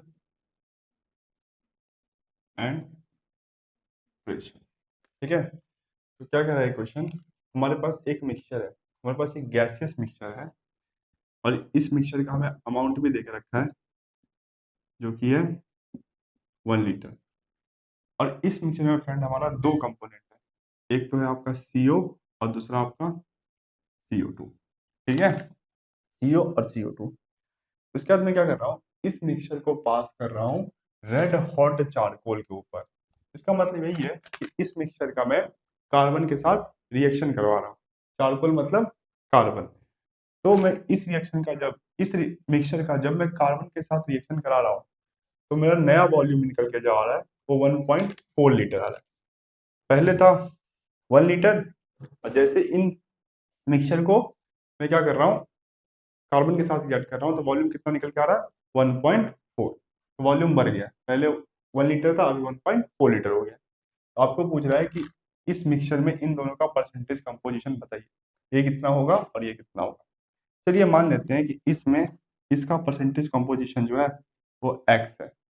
इसका कितना हो जाएगा friend, देखिए पूरा mixture का जो amount है 1 litre है, जिसमें से ये हो गया आपका x लीटर, तो ये कितना हो जाएगा 1 माइनस एक्स लीटर, है कि नहीं। यदि हो गया आपका x, ये हो जाएगा आपका 1 माइनस एक्स। अब यदि मैं इस मिक्सचर का फ्रेंड कार्बन के साथ रिएक्शन करवाऊं, चारकोल के साथ रिएक्शन करवाओ, तो जो CO होता है, CO ये कार्बन के साथ रिएक्ट नहीं करता है। CO जो होता है वो कार्बन के साथ रिएक्ट नहीं करता है। हाँ, मगर जो आपका CO2 है ये कार्बन के साथ रिएक्ट होके बना लेगा CO। फिर कार्बन के साथ रिएक्ट करके रिड्यूस हो जाएगा CO में। ये आप पढ़ेंगे पी ब्लॉक में। पी ब्लॉक जो चैप्टर है उसमें आप पढ़ेंगे कैसे ये रिएक्शन होता है। तो देखो शुरुआत में मिक्सचर में दोनों था, CO भी था और CO2 भी था शुरुआत में। जैसे मैंने इसका चारकोल के साथ रिएक्शन कराया तो उसमें जितना भी CO2 होगा वो किस में कन्वर्ट हो जाएगा, CO में कन्वर्ट हो जाएगा। जितना भी आपका CO2 जो होगा वो CO में कन्वर्ट हो जाएगा। मतलब अब फाइनली मिक्सचर में क्या क्या बचा हुआ है, देखो ये पूरा खत्म हो गया, ये जितना भी CO2 था आपका CO में कन्वर्ट हो गया। तो पहले जितना CO था और अभी जितना बना है वो CO, पहले जितना आपका कार्बन मोनोऑक्साइड था और अभी जितना बना है कार्बन मोनोऑक्साइड वही तो मिक्सचर में बचा ना, ये तो खत्म हो गया।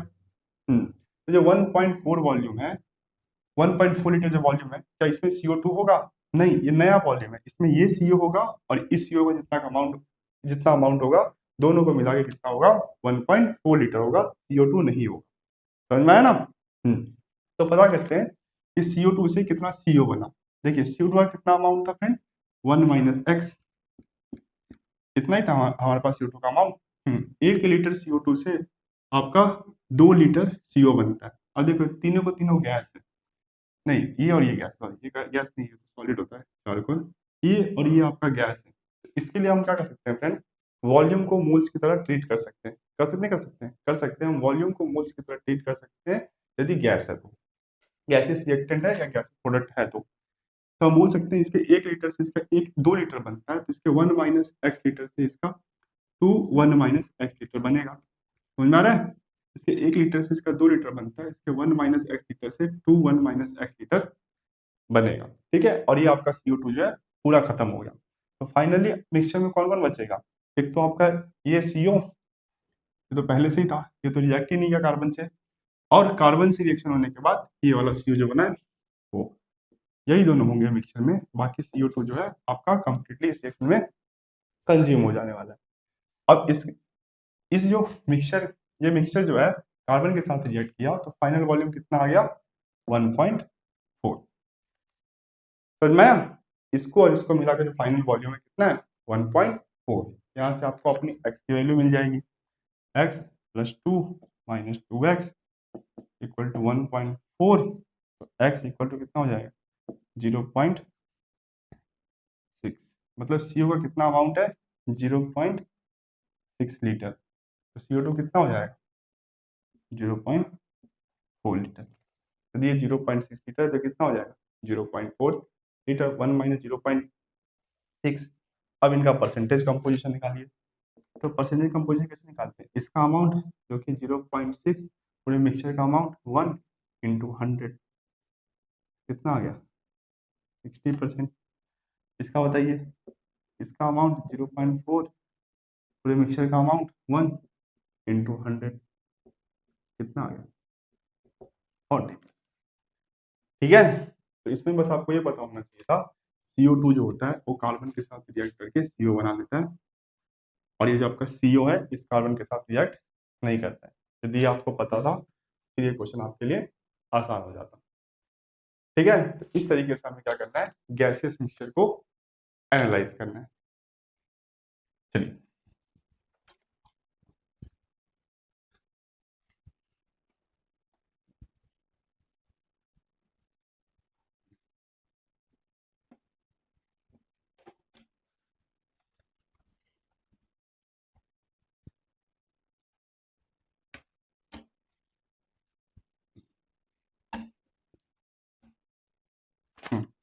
अगला क्वेश्चन इसी पैटर्न पे है, आप चाहे तो वीडियो पॉज करके ट्राई भी कर सकते हैं। क्वेश्चन है फ्रेंड हमारा 10 ml mixture CO CH4 and N2। एक मिक्सचर है जिसमें 3 कंपोनेंट है, एक आपका CO, दूसरा CH4 और N2।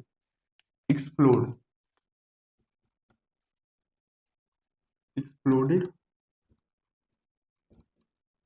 With access of oxygen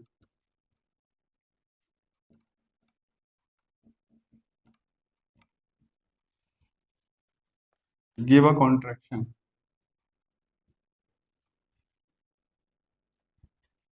give a contraction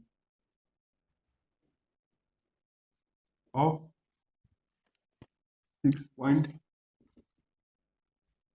ml. There was other contraction.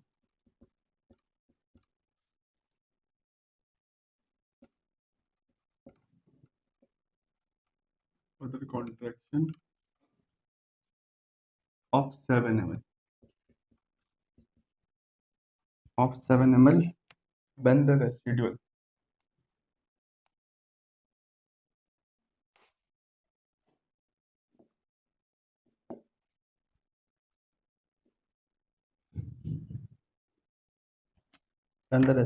gas is treated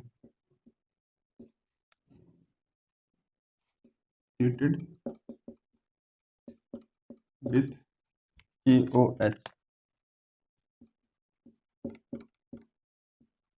volume of CO, CH4 and N2 respectively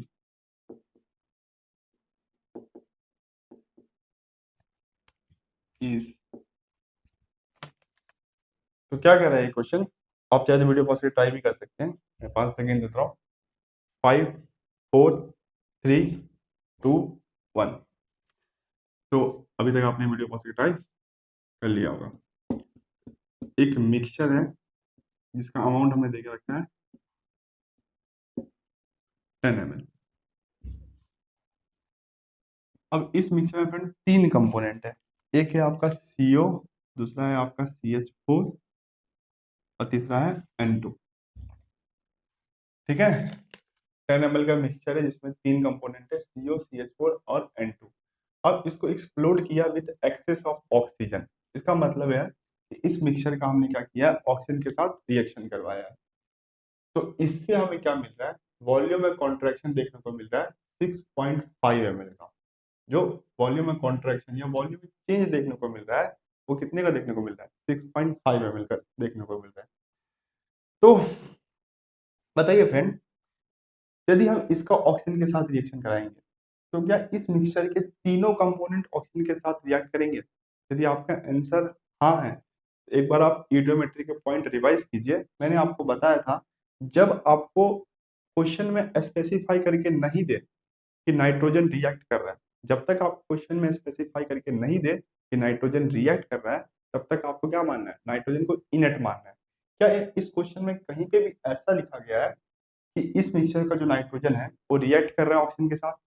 नहीं लिखा गया ना। इसका मतलब क्या है कि नाइट्रोजन को आपको इनट मानना है, नाइट्रोजन यहाँ पे रिएक्ट नहीं करेगा ऑक्सीजन से। जब तक आपको लिख के ना दे कि नाइट्रोजन रिएक्ट कर रहा है इस मिक्सचर में, तब तक आपको नाइट्रोजन को इनट मानना है। तो इस मिक्सचर में फ्रेंड यही दोनों जो होंगे वो ऑक्सीजन के साथ रिएक्ट करेंगे, ये रिएक्ट नहीं करेगा क्योंकि लिख के दिया नहीं। तो CO जब ऑक्सीजन के साथ रिएक्ट करता है क्या बनता है, CO2 बनता है। इसको बैलेंस कर सकते हैं। और CH4 जब ऑक्सीजन के साथ रिएक्ट करता है CO2 और H2O बनता है। बैलेंस कर लेते हैं इसको। ये 2 और 2 और 2। ठीक है, चलिए मान लेते हैं कि इस मिक्सचर में इसका अमाउंट जो है वो x ml है और इसका y ml है। तो बताइए फिर नाइट्रोजन कितना होगा? देखो पूरा मिक्सचर है 10 का, इसमें x ये y ये, तो ये 10 माइनस x प्लस y। यदि पूरा मिक्सचर 10 ml का है, ये 3 है ये 2 है, तो कितना हो जाएगा, ये 5 हो जाएगा। 3 + 2 5 और उसको हम क्या करेंगे 10 से माइनस कर लेंगे। तो इस मिक्सचर में जो इसका अमाउंट होगा फ्रेंड वो होगा 10x plus y, 10 minus x plus y। समझ में आ रहा है? तो हमने CO कितना माना है, अमाउंट x, और CH4 का y। ठीक है, चलिए बताइए इसके x ml से इसका कितना रिएक्ट होगा फ्रेंड? देखो इसके 1 ml से इसका ½ ml रिएक्ट करता है, तो इसके x ml से इसका x/2 ml रिएक्ट करेगा। ठीक है नहीं, इसके x ml से इसका x/2 ml रिएक्ट करेगा। अब बताइए इन दोनों में से एलआर कौन है फ्रेंड? यदि आप सोच रहे हैं कि ऑक्सीजन एलआर है तो आप गलत सोच रहे हैं। मैंने आपको ईडियोमेट्री के पॉइंट में लिखाया था, जब तक आपको लिख के ना दे कि ऑक्सीजन एलआर है, या आपको जब तक ऑक्सीजन के मोल्स नहीं बता दे तब तक आप ऑक्सीजन को एलआर नहीं मानोगे। यदि आपको ये पॉइंट याद भी नहीं है ना, फिर भी कोई दिक्कत की बात नहीं। देखो यहाँ पे लिख के भी दिया हुआ है कि एक्सेस ऑफ ऑक्सीजन, यहाँ पे ऑक्सीजन एक्सेस में है, जितना आप लेना चाहते हैं उतना आपको ऑक्सीजन मिल जाएगा इस रिएक्शन के लिए। यदि ऑक्सीजन एक्सेस में है तो क्या आपका ऑक्सीजन कभी भी लिमिटिंग रिएजेंट बन सकता है? नहीं बन सकता है। इस केस में जो आपका लिमिटिंग रिएजेंट क्या है, वो CO है। और इस केस में बताइए क्या यहाँ पे ऑक्सीजन आपका लिमिटिंग रिएजेंट बन सकता है? नहीं। ऑक्सीजन एक्सेस में है तो यहाँ पे आपका लिमिटिंग रिएजेंट क्या है? CH4 है। मतलब इस रिएक्शन में CO जो है ये कंप्लीटली खत्म हो जाएगा, और ये x/2 अमाउंट है ऑक्सीजन का, वो भी खत्म हो जाएगा। देखो मैं ये नहीं बोल रहा हूँ कि ऑक्सीजन पूरी तरीके से कंज्यूम हो रहा है, नहीं। हम जो बोल रहे थे ना कि इसके x से इसका x/2 रिएक्ट करेगा, तो ये जो x/2 अमाउंट है ना, वो खत्म हो रहा है रिएक्शन कंप्लीट होने के बाद। और रिएक्शन कंप्लीट होने के बाद बताइए CO2 कितना मिलेगा? इसके एक से इसका 1 ml मिलता है, तो इसके x से इसका x ml मिलेगा। क्योंकि ये तीनों गैस है तो हम इसके लिए ऐसा बोल सकते हैं ना फ्रेंड, तीनों गैस है तो हम ऐसा बोल सकते हैं कि इसके 1 ml से इसका 1 ml मिलता है, तो इसके x ml से इसका x ml मिलेगा। ठीक है, चलिए ये हुआ रिएक्शन के कंप्लीट होने के बाद वॉल्यूम, और ये था इनिशियल वॉल्यूम। तो रिएक्शन कंप्लीट होने से पहले इस रिएक्शन का जो वॉल्यूम था वो था x प्लस x/2, और रिएक्शन कंप्लीट होने के बाद इस रिएक्शन का जो वॉल्यूम है वो x, मतलब इस रिएक्शन में क्या हुआ है, वॉल्यूम कंप्रेस हुआ है। ठीक है नहीं, वॉल्यूम कंप्रेस हुआ है। अब यहाँ पे याद रखेंगे, स्टूडेंट यहाँ पे कमेंट करेंगे कि सर आपने ऑक्सीजन को कैसे जीरो लिया, ऑक्सीजन तो कंप्लीटली कंज्यूम नहीं होगा, वो तो एलआर नहीं। मैं भी यही बोल रहा हूँ कि ऑक्सीजन कंप्लीटली कंज्यूम नहीं होगा, तो ये जो x/2 अमाउंट है ना, जो इसके साथ रिएक्ट करा था वो तो खत्म ही हो जाएगा ना। चलिए तो बताइए इसके 1 ml से इसका 2 ml, CH4 भी क्या होता है, गैस होता है, और O2 भी क्या होता है, वो भी तो आपका गैस ही होता है। तो इसके 1 ml से इसका 2 ml रिएक्ट करता है, तो इसके Y से इसका 2Y रिएक्ट करेगा। और बताइए फ्रेंड, ये तो हुआ इनिशियली, इस रिएक्शन में इनिशियली कितना वॉल्यूम था। फाइनली ये एलआर है तो कंप्लीटली कंज्यूम हो जाएगा, और ये जो 2y है वो कंप्लीटली खत्म हो जाएगा। फिर से यहाँ पे ऑक्सीजन का अमाउंट खत्म नहीं होगा, ऑक्सीजन एक्सेस में आप जितना लेना चाहेंगे उतना मिल जाएगा। और ये जो 2y था ऑक्सीजन का अमाउंट वो तो खत्म हो जाएगा ना, इसलिए मैंने यहाँ पे 0 रखा है। और फाइनली CO2 का कितना वॉल्यूम मिलेगा? देखो CO2 भी गैस होता है और CH4 भी गैस होता है, हम इसके लिए भी बोल सकते हैं इसके 1 ml से इसका 1 ml मिलता है, यदि इसके 1 ml से इसका 1 ml मिलता है तो इसके y ml से इसका y ml मिलेगा। ठीक है ना, बोल सकते हैं, बोल सकते हैं। क्या H2O के लिए ऐसा बोल सकते हैं फ्रेंड? बोल सकते हैं यदि H2O गैस है तो। यदि H2O गैस है तो हम ऐसा बोल सकते हैं कि इसके 1 ml से इसका 2 ml मिलता है, तो इसके y से इसका 2y मिलेगा। अब कैसे पता करें कि H2O गैस है, लिक्विड है, सॉलिड है? टेम्परेचर से। क्या रिएक्शन में आपको टेम्परेचर लिख के दिया है? नहीं। चेक कीजिए ईडियोमेट्री के पॉइंट में, यदि रिएक्शन में टेम्परेचर लिख के नहीं दे, हमें कौन सा टेम्परेचर लेना है?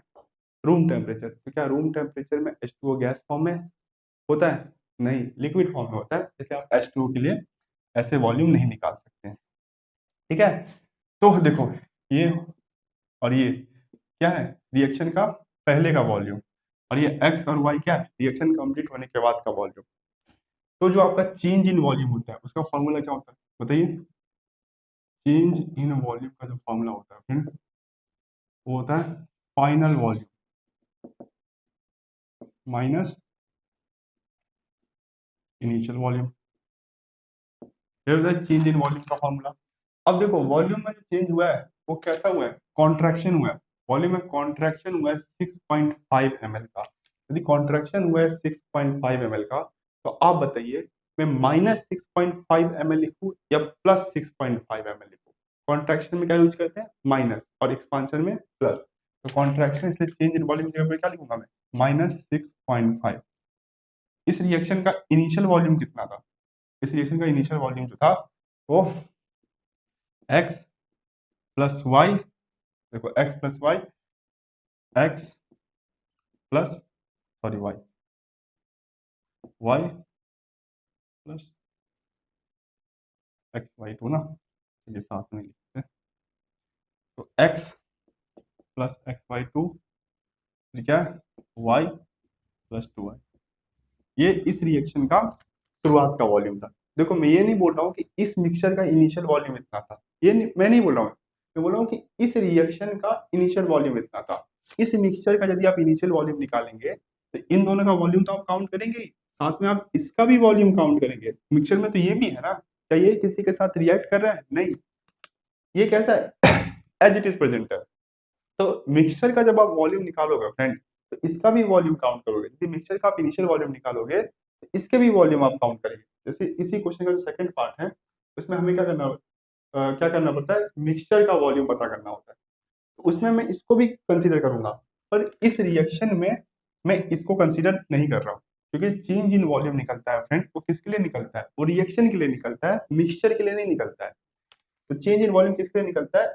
रिएक्शन के लिए निकलता है, मिक्सचर के लिए नहीं। तो वॉल्यूम में चेंज तो सिर्फ इनका ही होगा ना, क्योंकि यही रिएक्शन में पार्टिसिपेट कर रहे हैं। सिर्फ इसका ही वॉल्यूम चेंज होगा, इसका ही वॉल्यूम चेंज होगा, क्योंकि यही दोनों रिएक्शन में पार्टिसिपेट कर रहे हैं। क्या ये रिएक्शन में पार्टिसिपेट कर रहा है? नहीं, इसलिए इसको मैं चेंज इन वॉल्यूम में नहीं लिखूंगा। जैसे आप मुझे कुछ स्टूडेंट बोलेंगे सर आपने इनिशियल वॉल्यूम लिखा है, सॉरी तो हमने फाइनल वॉल्यूम की जगह पे इनिशियल वॉल्यूम लिख दिया ना। फाइनल वॉल्यूम क्या है बताइए? फाइनली आपका देखो x प्लस वाई,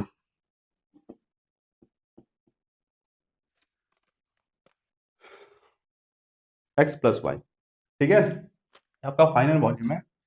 और इनिशियल वॉल्यूम कितना है? तो देखिए इनिशियल वॉल्यूम है ये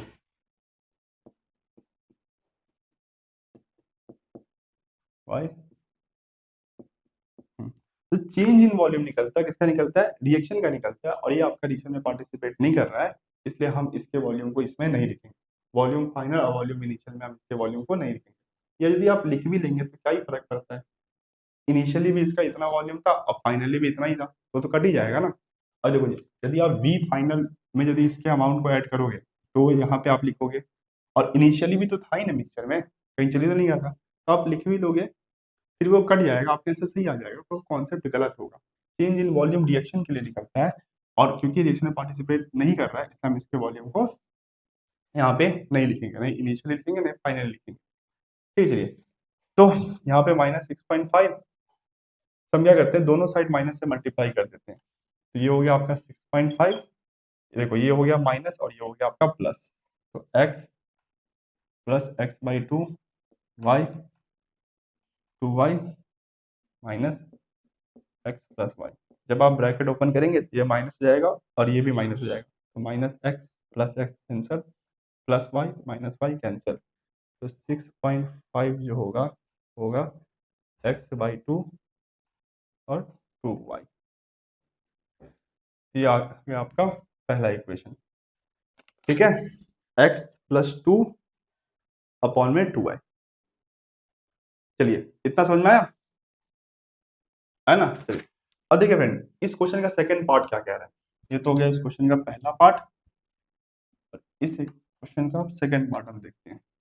ये कह रहा है कि अब जो आपका मिक्सचर बचा हुआ है, मिक्सचर में क्या क्या बचा हुआ है, देखिए जो आपका मिक्सचर है उसमें देखो CO2 है x, फिर से CO2 है आपका y, ये दोनों तो है ही मिक्सचर में, प्लस मिक्सचर में एक और कंपोनेंट है, बताइए नाइट्रोजन।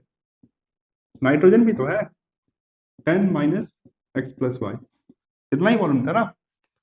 तो मिक्सचर में अब आपका नाइट्रोजन भी है। देखिए रिएक्शन में नाइट्रोजन पार्टिसिपेट नहीं कर रहा था, इसलिए मैंने इसके वॉल्यूम यहाँ पे नहीं लिखा, पर क्योंकि अब मिक्सचर की बात हम कर रहे हैं, इसलिए मिक्सचर में क्या है, मिक्सचर में तो नाइट्रोजन प्रेजेंट है ना, भले इनर्ट है पर प्रेजेंट तो है ना।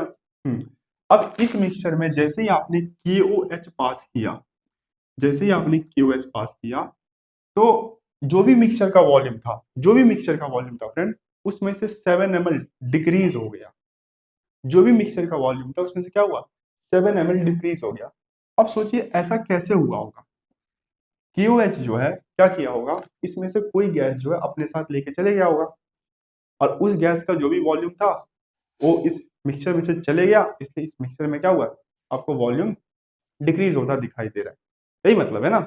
हाँ, हमें पता करना है कि KOH कौन से गैस को लेके जाता है। क्या KOH N2 को लेके जाता है? नहीं, हमने लिखा था ना मेरी एजेंट में, क्या KOH N2 को लेके जाता है? नहीं, KOH किसको लेके जाता है, CO2 का। तो CO2 का कितना अमाउंट था, x प्लस वाई।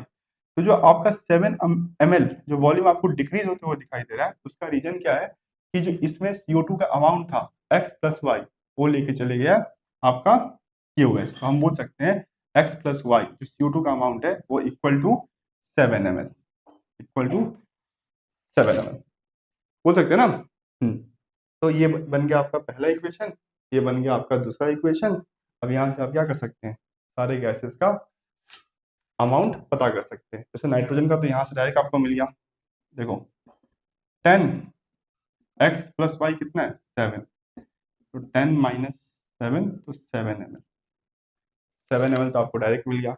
अब x और y का वैल्यू निकाल लीजिए। तो x क्या था आपका CO का अमाउंट और y क्या था CH4 का अमाउंट। ठीक है चलिए,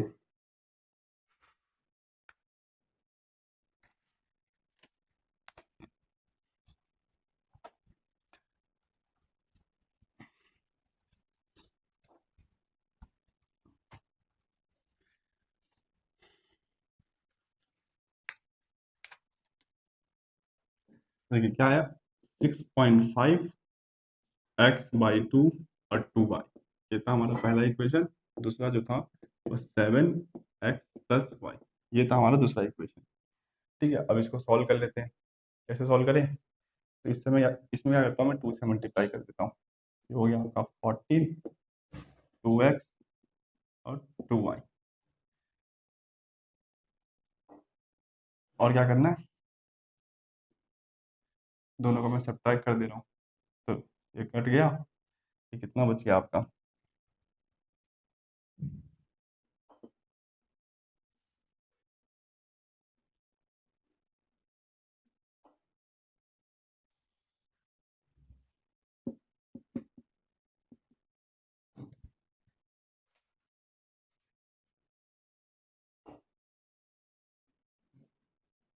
कितना हो जाएगा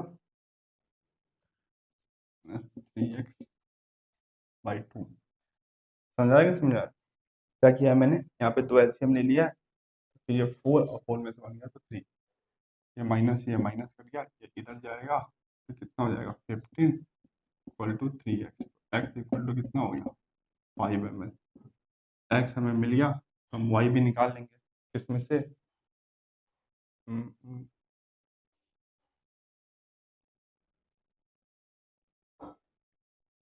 कौन सा इसमें रख लेते हैं, उसमें क्या ये 6.5 5/2, सारा कैलकुलेशन सही है ना। चलिए, तो कितना हो जाएगा 13, 13 में से 5 गया तो 7,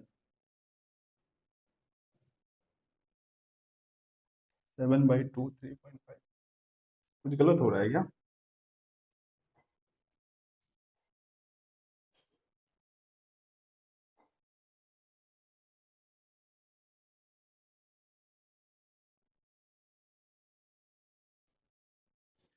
ये कितना हो जाएगा 13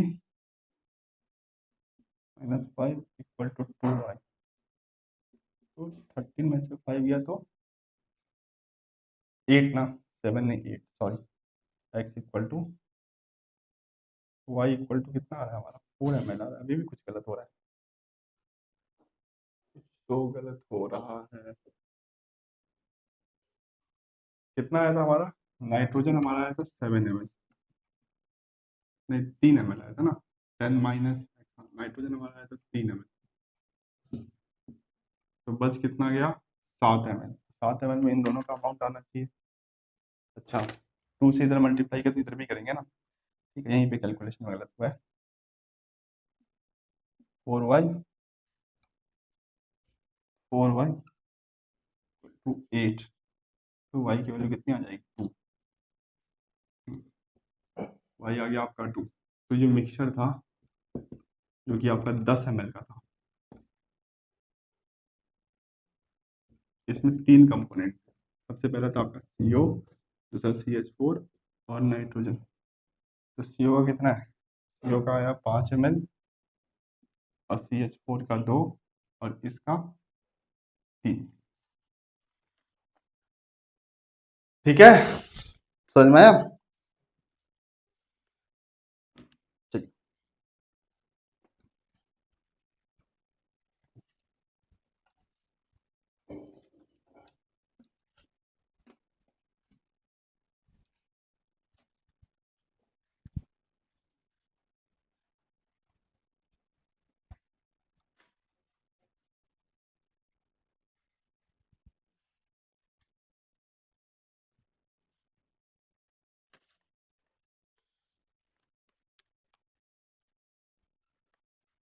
चलिए अगला क्वेश्चन भी इसी पैटर्न के ऊपर है। 1 mole mixture of CH4 and air containing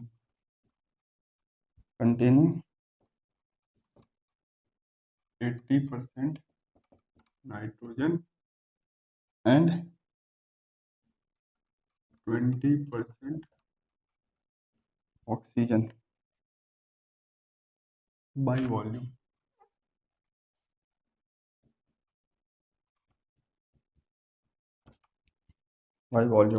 of composition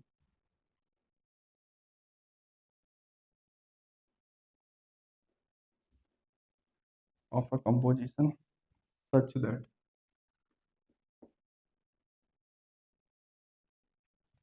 that when underweight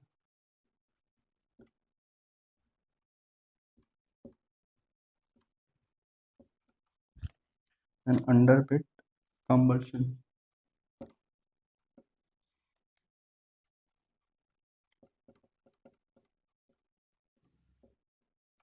give maximum heat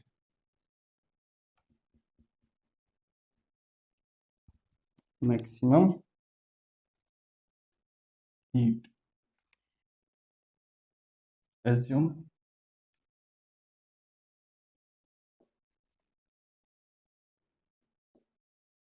combustion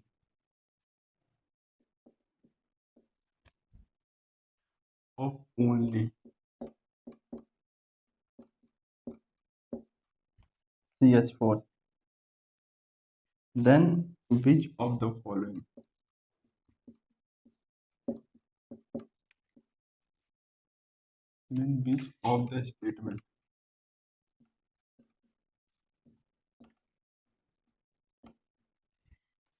statement are correct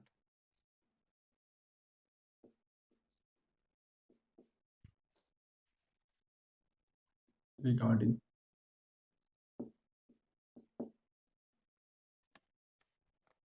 composition of initial mixture?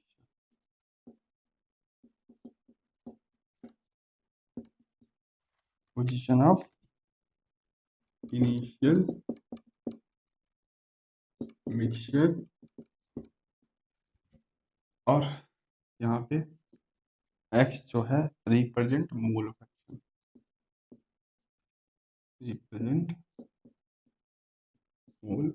Fraction आपको 4 ऑप्शन देके रखा है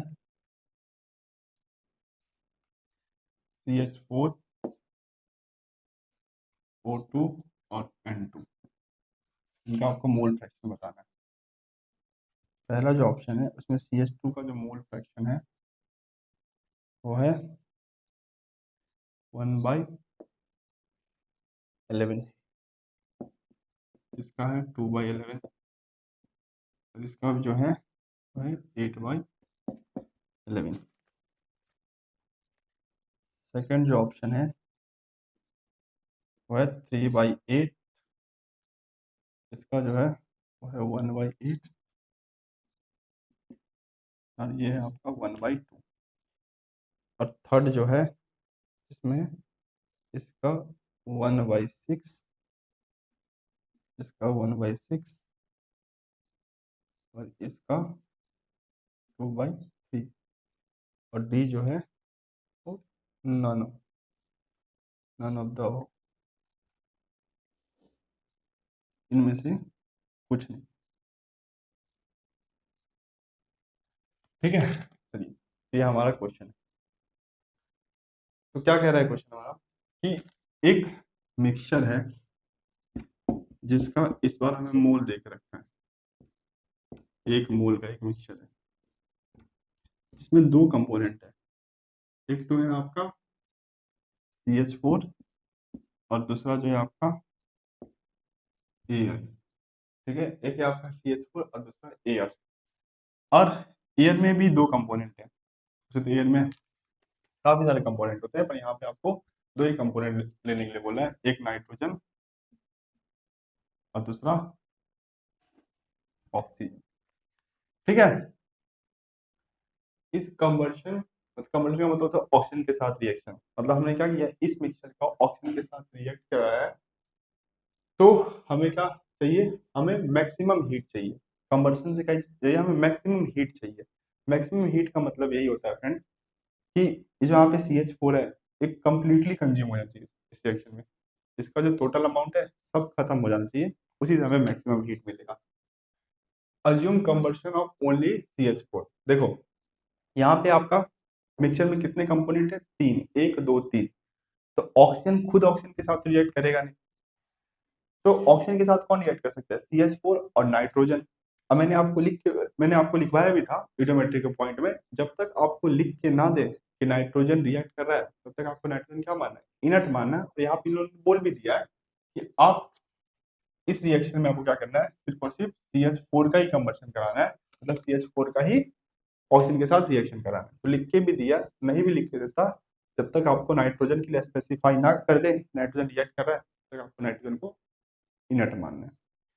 फिर वही पूछा आपको कि इनके मोल फ्रैक्शन बताइए, CH4 के कितने मोल्स होंगे, नाइट्रोजन के कितने मोल्स होंगे, ऑक्सीजन के कितने मोल्स होंगे। तो मानते हैं जो एक मोल है, इसमें इसका एक्स है, इसका एक्स मान लेते हैं, तो इसका भी एक्स मान सकते थे, फिर इसका मान लेते थोड़ा आसान हो जाएगा। यदि इसका एक्स होगा फ्रेंड, तो इसका बताइए कितना होगा, 1 माइनस एक्स, है कि नहीं। टोटल मोल 1 है, यदि इसका एक्स होगा तो इसका 1 माइनस एक्स। अभी ये जो एयर है उसका 80% जो है वो नाइट्रोजन है। तो कैसे निकालेंगे, एयर का जो भी अमाउंट है उसको हम 80% से मल्टीप्लाई कर देंगे, है कि नहीं। ऑक्सीजन कितना अमाउंट है, ऑक्सीजन का 20% अमाउंट है, तो एयर का जो भी अमाउंट है उसको हम 20% से मल्टीप्लाई कर देंगे। परसेंटेज को हटाने के लिए क्या करेंगे, 100 से डिवाइड करेंगे। यहाँ पे भी 100 से डिवाइड, यहाँ से 100, यहाँ पे भी 100 से डिवाइड, ये आ जाएगा 0.8 एक्स, और ये आ जाएगा आपका 0.2 एक्स, 0.8 एक्स और 0.2 एक्स। समझ में आया। इसका हमें क्या बोल रहा है कि इस रिएक्शन में हमें मैक्सिमम हीट चाहिए। तो मैक्सिमम हीट के लिए क्या होना चाहिए, जो आपका CH4 है वो कंप्लीटली कंज्यूम हो जाना चाहिए इस रिएक्शन में। ठीक है, चलिए इसको मिटा दूं मैं।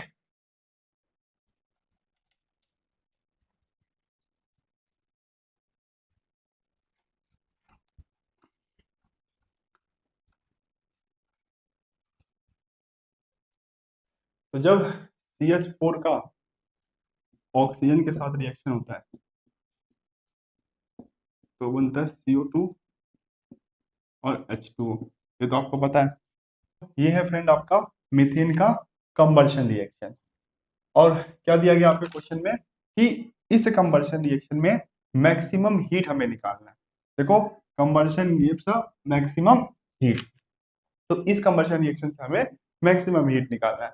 अब मैक्सिमम हीट कैसे निकलता है, तो CH4 के ब्रेकडाउन से, जो आपका मीथेन है उसके ब्रेकडाउन से या उसका ऑक्सीजन के साथ जो रिएक्शन होता है उसी से हीट निकलता है। मतलब जितना मीथेन रिएक्ट करेगा उतना ही क्या होगा, हीट निकलेगा। यदि मुझे इस रिएक्शन में मैक्सिमम हीट चाहिए, इसके लिए बताइए फ्रेंड क्या कंडीशन होगी कि हमारे पास जितना भी मीथेन है सारा का सारा क्या होना चाहिए, रिएक्ट हो जाना चाहिए। यदि हमें मैक्सिमम हीट चाहिए इस रिएक्शन में, और हीट कैसे मिलता है, CH4 को तोड़ने से हीट हीट मिलता है।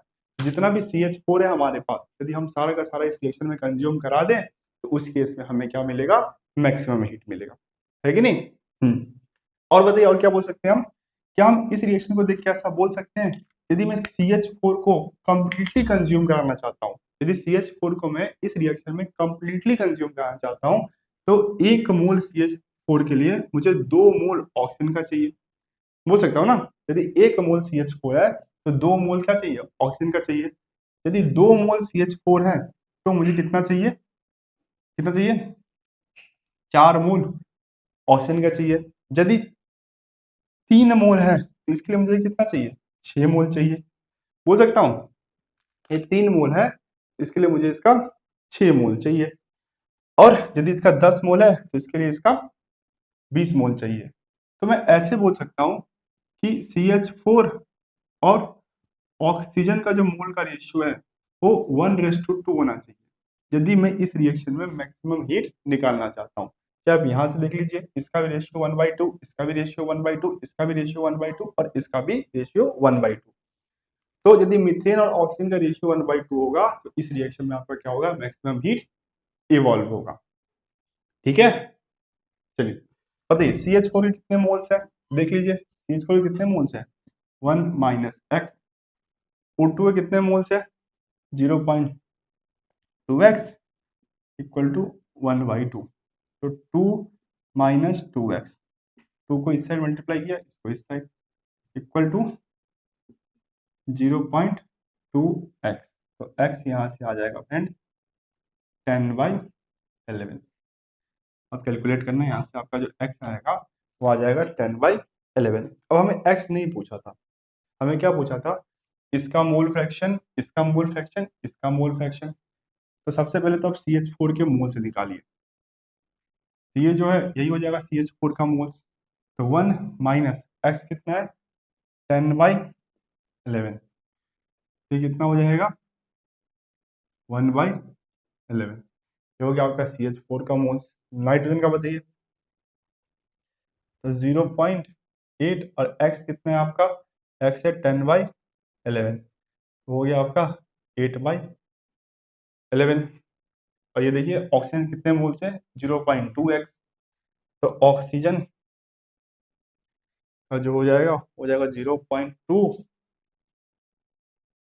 इंटू 10/11, तो 2/11। तो ये इनके मोल्स निकल के आए फ्रेंड, मोल फ्रैक्शन निकल के नहीं आए, मोल्स निकल के आए। और हमें क्या पूछा था, मोल फ्रैक्शन पूछा था। तो मोल फ्रैक्शन क्या होगा बताइए, CH4 का मोल फ्रैक्शन क्या होगा, मोल्स ऑफ CH4 अपॉन में टोटल मोल्स। इस मिक्सचर में टोटल कितने मोल्स है, तो पहले ही आपको बता दिया है कि इस मिक्सचर का टोटल मोल्स कितना है, एक है। इस मिक्सचर का टोटल मोल्स कितना है, एक है। तो मोल्स ऑफ CH4 कितना आपका, वो है 1/11 और टोटल मोल्स 1, तो 1/11 आ जाएगा CH4 का मोल्स। N2 का भी कितना आ जाएगा, 8/11 ही आ जाएगा। O2 का भी कितना आ जाएगा, 2/11 ही आएगा, क्योंकि जो पूरा मिक्सचर है उसका मोल्स कितना है, 1 है। तो इस वैल्यू को जब आप 1 से डिवाइड करोगे यही आएगा, इस वैल्यू को भी आप 1 से डिवाइड करोगे यही आएगा, और इस वैल्यू को भी आप 1 से डिवाइड करोगे यही आएगा। हमारा ऑप्शन कौन सा सही हो जाएगा, ए जो है ये हमारा सही हो जाएगा। ठीक है, ठीक है ना। चलिए, ये था हमारा ईडियोमेट्री का पहला एप्लीकेशन, जिसमें हम क्या करते हैं, गैसियस मिक्सचर को एनालिसिस करते हैं। गैसियस मिक्सचर के एनालिसिस से हम प्रोडक्ट का अमाउंट बताते हैं या रिएक्टेंट का अमाउंट बताते हैं। अब हम पढ़ेंगे, पढ़ तो चुके ही हम, क्वेश्चन देखेंगे फ्रेंड ईडियोमेट्री के सेकंड एप्लीकेशन का, जिसमें हम जिसमें हमें हाइड्रोकार्बन का मॉलिक्यूलर फॉर्मूला निकालना होगा, हाइड्रोकार्बन या ऑर्गेनिक कंपाउंड का मॉलिक्यूलर फॉर्मूला निकालना होगा। ठीक है,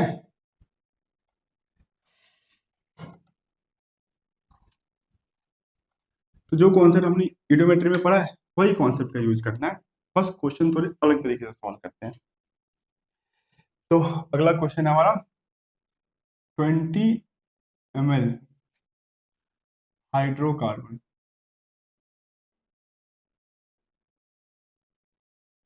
hydrocarbon was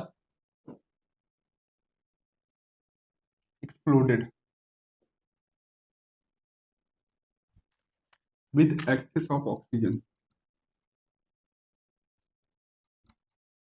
with excess of oxygen, there was a contraction, there was a contraction,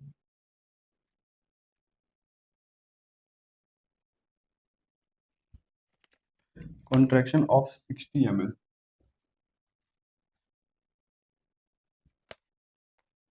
when the resultant solution,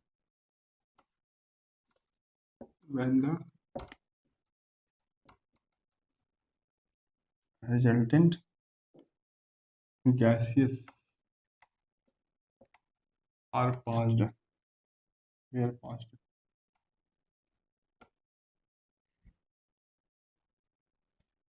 air past through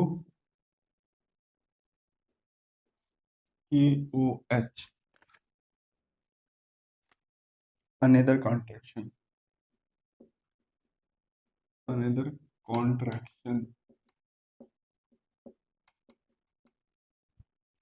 contraction of 80 ml was observed.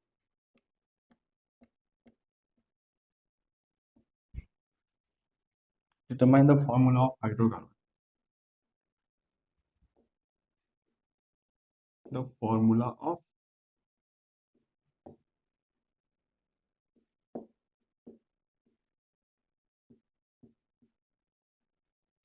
Hydrocarbon. ठीक है, तो carbon determine the formula of hydrocarbon. देखिए क्या कह रहा है friend ये question कि हमारे पास एक हाइड्रोकार्बन है, हमें बता के नहीं रखा कि हाइड्रोकार्बन का मॉलिक्यूलर फॉर्मूला क्या है, पर हमें पता है कि हाइड्रोकार्बन है तो उसमें दो ही एलिमेंट होगा, एक आपका कार्बन और दूसरा हाइड्रोजन। तो हम मानते हैं कि कार्बन का X एटम है और हाइड्रोजन का Y एटम है। ठीक है, कार्बन का X एटम है और हाइड्रोजन कितना है, Y एटम है। जब ये हाइड्रोकार्बन ऑक्सीजन के साथ रिएक्ट करता है तो आपका बन जाता है CO2 और H2O। अब देखिए इस रिएक्शन में टेम्परेचर नहीं दिया गया, नहीं दिया गया है, तो हमें रूम टेम्परेचर मानना है। रूम टेम्परेचर पे ये होता है आपका गैस, ये होता है आपका गैस और ये होता है आपका लिक्विड, और इसको भी हम गैस ही मान लेते हैं। ठीक है, ये भी आपका गैस है। क्योंकि रिएक्शन में टेम्परेचर नहीं दिया गया था तो हम इस रिएक्शन का टेम्परेचर क्या मानेंगे, रूम टेम्परेचर मानेंगे। अब ये रिएक्शन बैलेंस रिएक्शन है नहीं, देखिए बैलेंस नहीं है, तो इसको बैलेंस करना पड़ेगा। कैसे बैलेंस करेंगे, तो देखिए इस साइड कितना कार्बन है, इस साइड आपका X कार्बन है, तो इस साइड भी X होना चाहिए, यहाँ पे X लिख लेते हैं। तो इस साइड X कार्बन है, इस साइड भी होना चाहिए, तो X हमने लिख लिया। इस साइड कितना हाइड्रोजन है फ्रेंड, देखिए इस साइड आपका जो हाइड्रोजन है ये Y है, तो इस साइड भी Y होना चाहिए। यदि हम इस साइड डायरेक्ट Y लिख दे Y, तो क्या इस साइड Y होगा, नहीं, इस साइड तो 2y हो गया, 2 इंटू वाई। तो इस साइड हाइड्रोजन कितना हो गया, 2y हो गया, और हमें कितना चाहिए, y चाहिए। लेफ्ट में y है तो राइट में भी y होना चाहिए, तो हम इसको क्या करेंगे, 2 से डिवाइड करेंगे। अब देखिए इस साइड कितना होगा, y इंटू टू, 2 से 2 कट गया, इस पर कितना होगा, y हाइड्रोजन होगा। इसलिए हम क्या करेंगे, इसको y बाई 2 से मल्टीप्लाई करेंगे। अब हमें ऑक्सीजन को बैलेंस करना है, तो देखिए इस साइड कितना ऑक्सीजन है,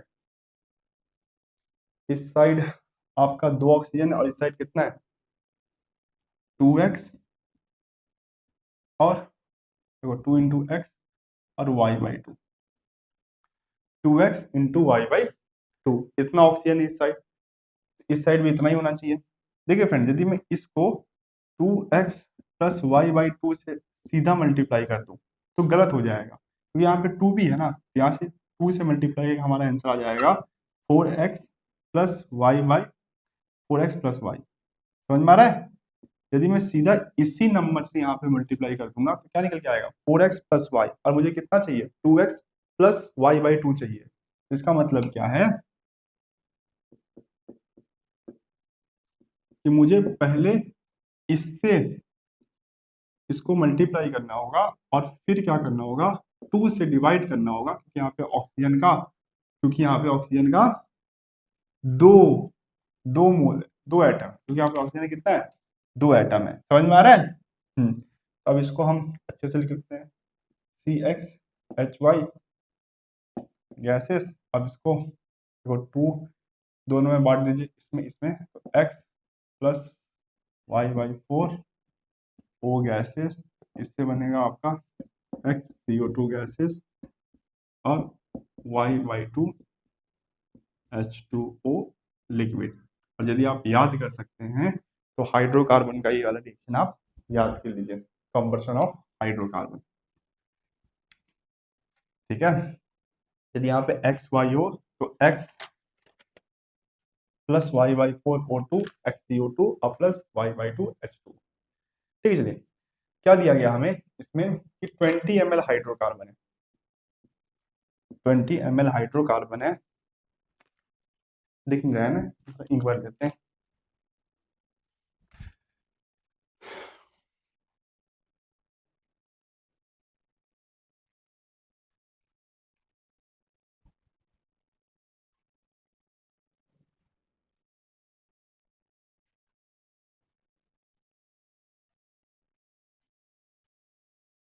हाँ, तो इसमें आपका कितना था, 20 ml हाइड्रोकार्बन, हाइड्रोकार्बन।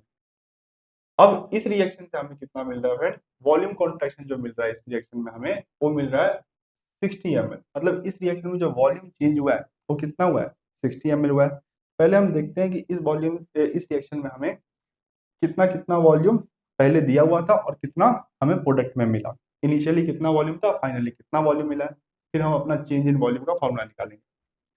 ठीक है, तो देखिए इसके एक मोल से फ्रेंड इसका इतना मोल्स बनता है, समझ में आ रहा है, या ये दोनों गैस है तो हम ऐसा बोल सकते हैं इसके 1 ml से इसका इतना ml बनता है, इसके 1 ml से फ्रेंड इसका इतना ml बनता है, इसके 20 ml के लिए इसका कितना लगेगा, बनता नहीं, कितना लगेगा, इसके 1 ml के लिए इसका इतना ml लगता है, इसके 20 ml के लिए कितना ml लगेगा, तो एक के लिए लगता है x plus Y by four, तो 20 के लिए कितना लगेगा x, तो देखो क्रॉस मल्टीप्लाई करेंगे तो हमारा आंसर आ जाएगा 20x plus Y by four. तो इतने हाइड्रोकार्बन के लिए हमें इतना ऑक्सीजन लगेगा। ठीक है, इतना हाइड्रोकार्बन के लिए हमें इस रिएक्शन में इतना ऑक्सीजन लगेगा। और कितना CO2 मिलेगा, तो इसके एक से हमें इसका x अमाउंट मिलता है, इसके 1 ml से इसका x ml मिलता है, तो इसके 20 ml से कितना मिलेगा, तो इसको भी x है ना, इसको हम क्या y मान लें, तो क्रॉस मल्टीप्लाई करेंगे कितना आ जाएगा 20x। ठीक है, समझ में आ रहा है, इसके 20 ml से हमें 20 ml के लिए इसके 20 ml से इसका इतना अमाउंट कंबाइन होता है और इसके 20 ml से हमें इसका इतना अमाउंट मिलेगा। फाइनली ये जीरो हो जाएगा और ये जो है ये अमाउंट है फ्रेंड वो जीरो हो जाएगा। यहाँ पे ऑक्सीजन का अमाउंट जीरो नहीं होगा क्योंकि ऑक्सीजन आपका एक लिमिटिंग रिएजेंट नहीं है, आपका ये हाइड्रोकार्बन एक लिमिटिंग रिएजेंट है।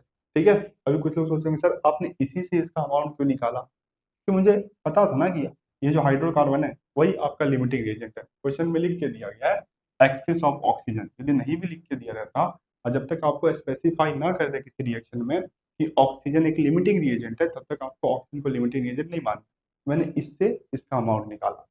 ठीक है, ठीक है, तो देखिए इनिशियली इसका और इसका वॉल्यूम था इस रिएक्शन में और फाइनली जो है ये आपको मिल रहा है। तो change in volume, change in volume जगह पे मैं लिख सकता हूँ फ्रेंड फाइनल वॉल्यूम और इनिशियल वॉल्यूम लिख सकता हूँ। वॉल्यूम में हमें कॉन्ट्रैक्शन देखने को मिला है, यदि कॉन्ट्रैक्शन देखने को मिला है तो आप बताइए मैं +60 लिखूँ या -60, -60। फाइनल वॉल्यूम बताइए, रिएक्शन में फाइनली आपका यही बचा है 20x। इनिशियल बताइए, ये दोनों थे तो 20 +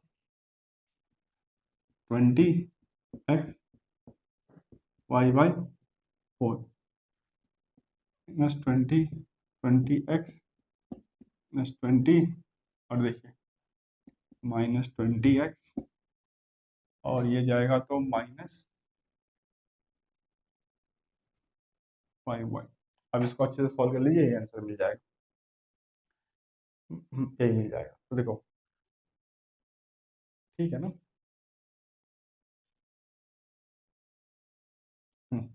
देखो 20x से 20x कट गया। ठीक है, 20x से 20x कट गया, ये प्लस था और ये माइनस था और ये क्या बनेगा, बच गया आपका 60 = -20 -5x।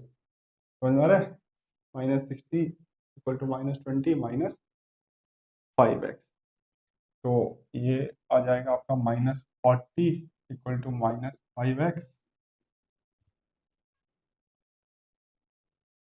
y ना, यहाँ पे y होगा, 5y है ना, तो ये माइनस माइनस कट जाएगा, तो y इक्वल टू कितना आ जाएगा 8।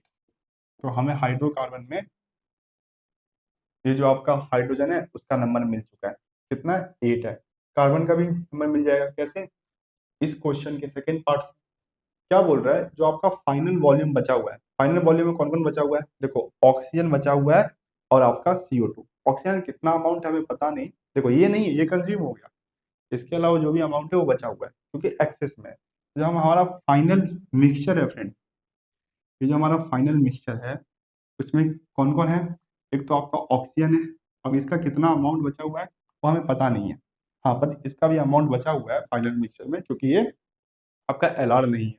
उसके बाद ये जो आपका CO2 बना है 20x, ये भी आपका बचा हुआ है, ये 20x बना है, ये भी मिक्सचर का फाइनल वॉल्यूम है, ठीक है, ये आपका मिक्सचर का फाइनल वॉल्यूम है। अब जैसे ही मैंने इसमें क्या किया, QH पास किया, जैसे ही फ्रेंड मैंने क्या किया, इसमें QH पास किया, पास थ्रू KOH, मुझे 80 ml का कॉन्ट्रैक्शन देखने को मिला। जो भी इस रिएक्शन का वॉल्यूम था, जो भी इस रिएक्शन का वॉल्यूम था, QH के पास होते ही उसमें से 80 ml क्या हुआ, कम हो गया।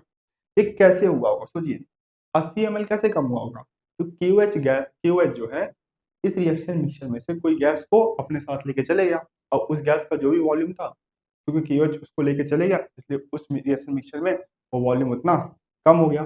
तो QH अपने साथ कौन सी गैस को लेके जाता है, CO2 को लेके जाता है। ये जो 20x था, जो 20x था आपका क्या था, CO2 था, उसको ही लेके गया है। हम बोल सकते हैं 20x इक्वल टू 80, बोल सकते हैं ना, 20x, यही तो आपका CO2 है ना, जो फाइनली जो CO2 बना है वो 20x है, और इक्वल किसके, 80 ml को इक्वल है, क्योंकि QH जो है आपका इसमें से CO2 को लेके जा रहा है,